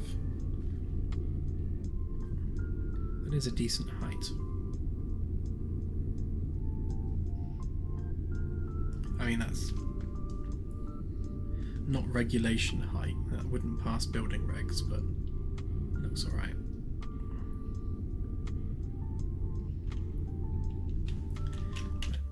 Let's fix those panels.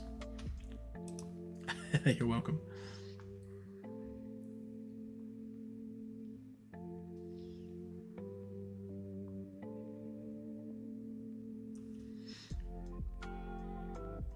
The YouTube panel is fixed. I will show you in a sec just to double check.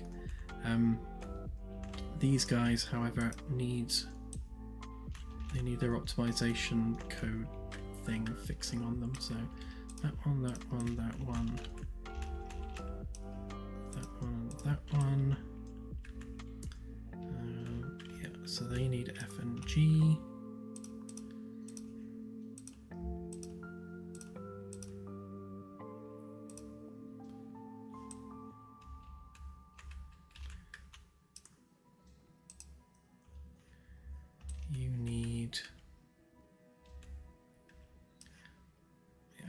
F and G as well. So this is how the game knows what deck a thing is on, and if it's not on that deck, or rather you're not on that deck, it won't render that object.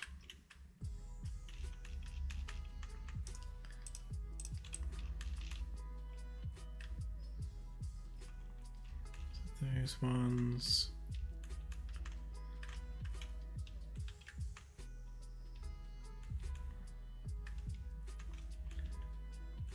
Sort of see it from here, so yeah, that one. May as well do all of them.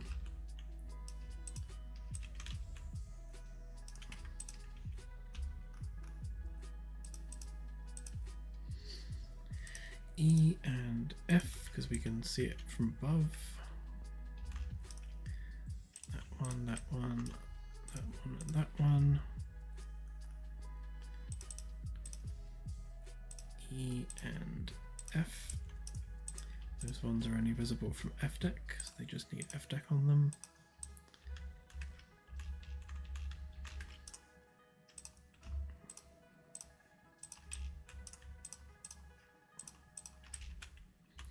These guys will just... Can you see it from up here? Not really, so yeah, they can just be FDeck.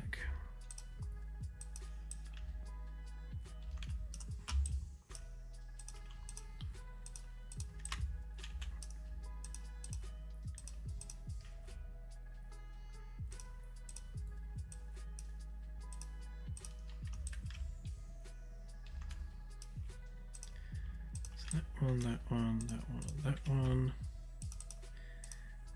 E and F. And you guys are just F. I end up having to tweak these and adjust them because Scotty generally finds a location where if you stand just in the right spot, the panel disappears. Right, let's give that another try.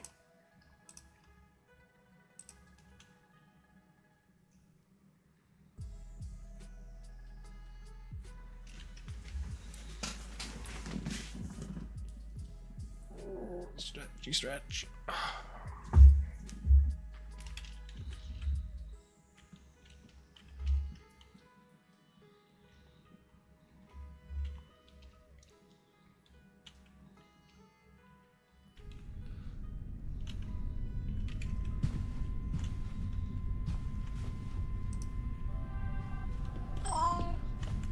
Hello, Mr. Roomba. Oh, actually, before I go down,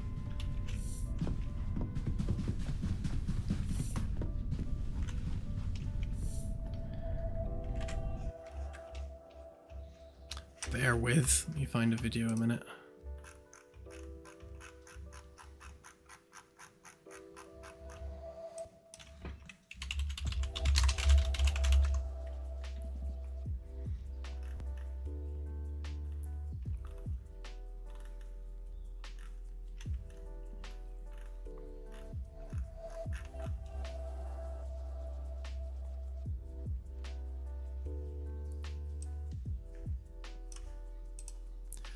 suppose I better play something that doesn't have any copyright associated with it.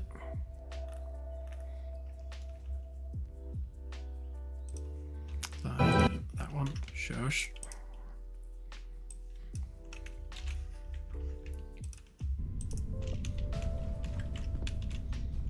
Oh, for future reference, this is going to be overhauled because the way it works right now is quite confusing. So you have to click load URL and then paste it in, and you can just like click enter.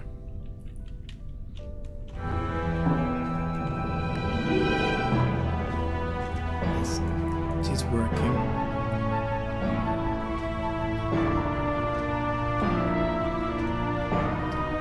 I tweaked the brightness and the colour a little bit because it's a bit overblown. Yeah, sorry. Yes, that works.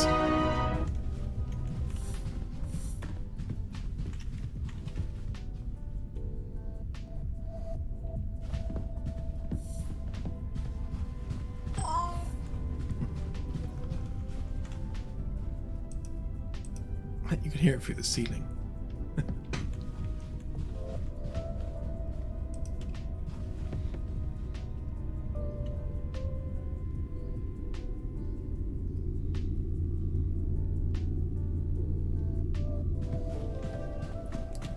Yay, panels.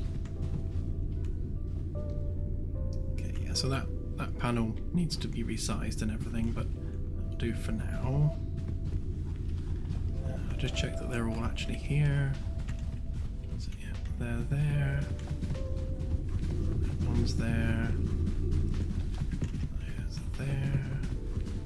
Those are there. Those are there. And those are there. Great, so that all works.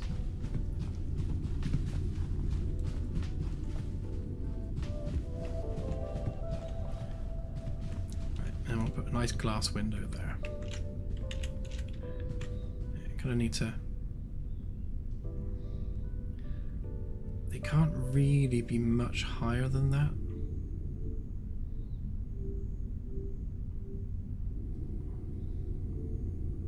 Maybe a smidge higher, kind of a few inches up. But you can't be too high up. But this is what I meant earlier when I said that everything's being done at human scale. I mean, this particular character is 6 foot tall, so this is accurate to 6 feet.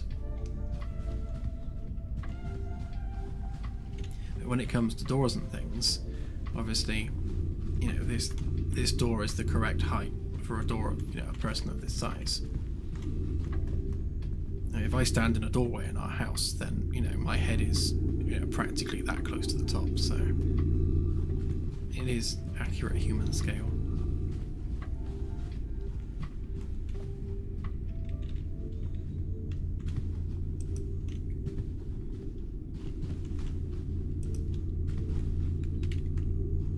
Up we go.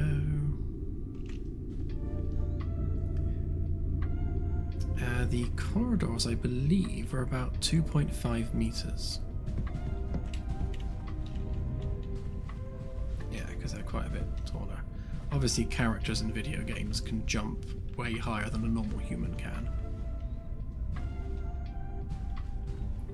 Yeah, I think that's about 2.5 meters.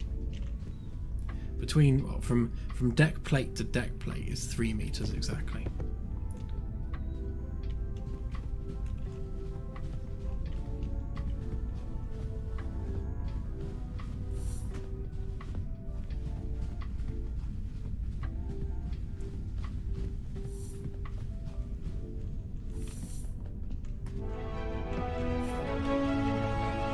Still playing.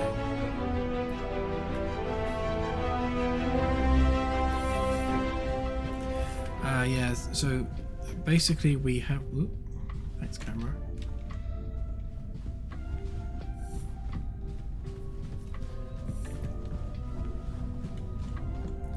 So this particular lift car is... I'll move out of the way of that because I haven't got the door code in there. It's been measured to put the lift car as close to the door frame as possible, because otherwise you end up with, you know, quite a big gap between the doors. I mean, that's already quite a big gap between those doors, but it has to be that wide. It can't possibly be any narrower than that, because you've literally got your 40 centimeters worth of wall framework, and then obviously you've got the width of the lift car plus the door track that needs to go in. You know, so I've moved it all forward as much as it could possibly go, but because I moved it all forward, you have that bit of geometry sticking through there. You can see there it doesn't quite line up properly. So I need to remove the bit of wall under here, and basically every deck needs to be as flush as this one is. So they all, you know, when it's done, they'll all be this flush, like that, perfect. But it's just one of the many things on my to-do list.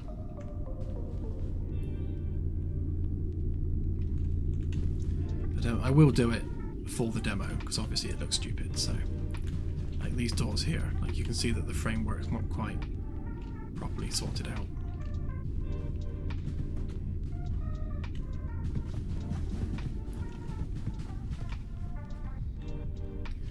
But yep, we're definitely getting there. I think probably another week to do the rest of the paneling that needs to be done.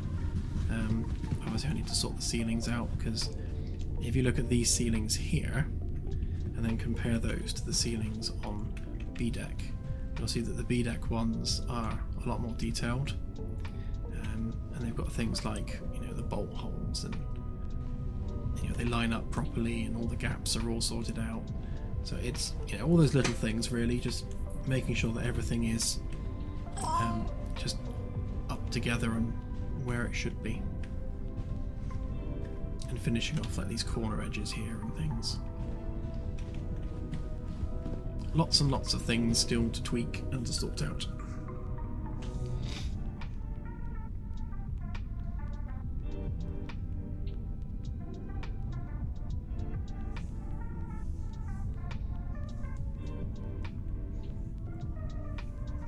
Yeah, well, eventually we'll have local file support as well, so we'll be able to play things off of your hard drive. That won't sync in multiplayer, so you'll have to sort of pre-share the video files. Yeah, well, the theatre is going to work exactly the same as the player in the conference room, but the same thing with local files. So let's say you're a roleplay group and you've pre-recorded like an admiral's briefing that you've done and shared on YouTube, like, and you're hidden or something, or you've got like a local copy of it. So if you've got a local copy of this video, you'll need to like email it or something, or stick it on Dropbox for all the other players in your group to download. And then when you play that video, as long as they've got the video named the same file name on their computer, it will play for them as well. So if you're doing like a watch party or something, that's how you'd have to do it.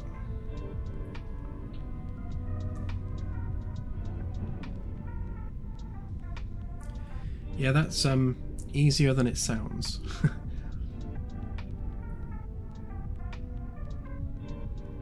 Especially if it's a really long file, because you know what you don't want is suddenly having to transfer maybe 1 to 2 gigabytes worth of data to, you know, from a machine to say 6 or 7 or more clients. Then that's obviously 6 or 7 times 2.5 gig, and you know, obviously that's a massive amount of stuff to try and share during the multiplayer game.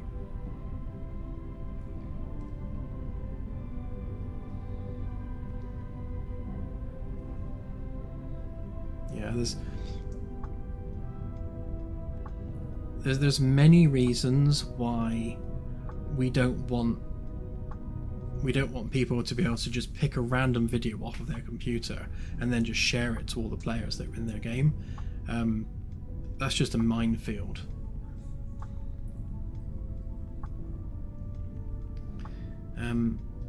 or client side, you can just play whatever's on your hard drive. That's easy enough. And for multiplayer, we're probably going to limit it so that either only the host can play the videos, or make it so that there has to be, say a key, like a PIN number. So if the host has a trusted friend or a trusted group of friends, then they can share the PIN number with them. So random people can't just join your ship and put on dodgy videos, because we don't want that either. So it needs to be, restricted.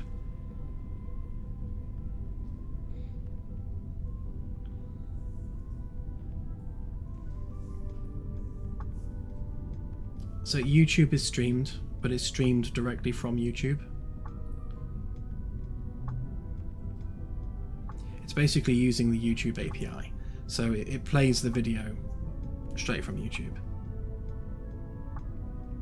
Yeah, me too, Firstus. You can hear it through the ceiling. You can hear it up here as well. Like if you put your ear against the wall,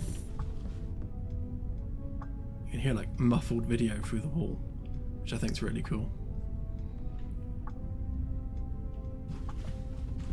Like if you put some like drum and bass on or something, you can just hear like thud, thud, thud, thud through the wall.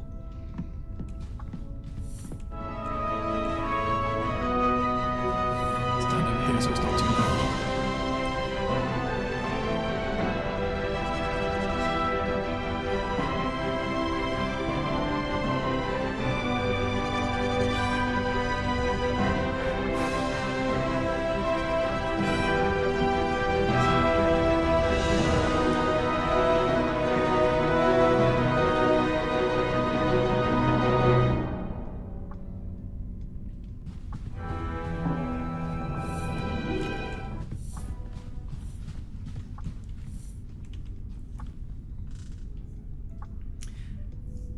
Yeah, exactly, Eric. That's basically the issue.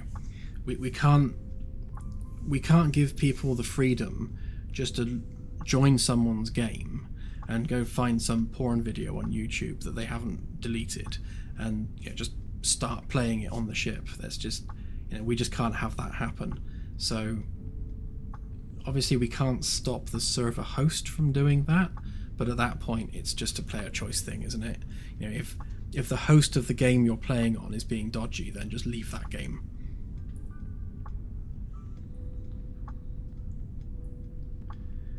Yes, Mr. Creeper, it does.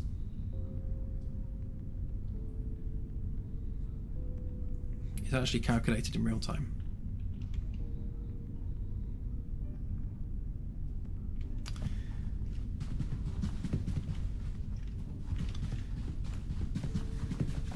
Just noticed Jonesy's wandered off somewhere. I wonder where he went.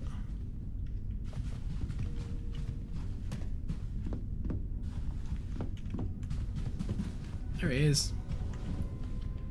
Napping by the bush.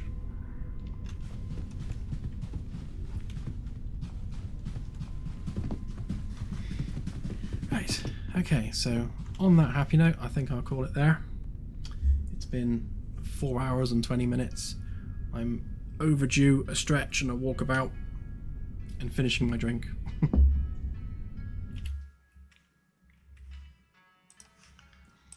Let's, oh, where's it all gone? Meow.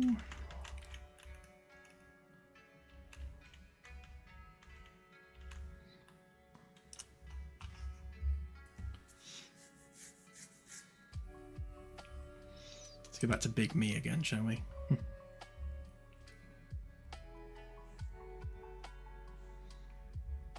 Yeah, Lonely Reaper, it's a sneaky reference.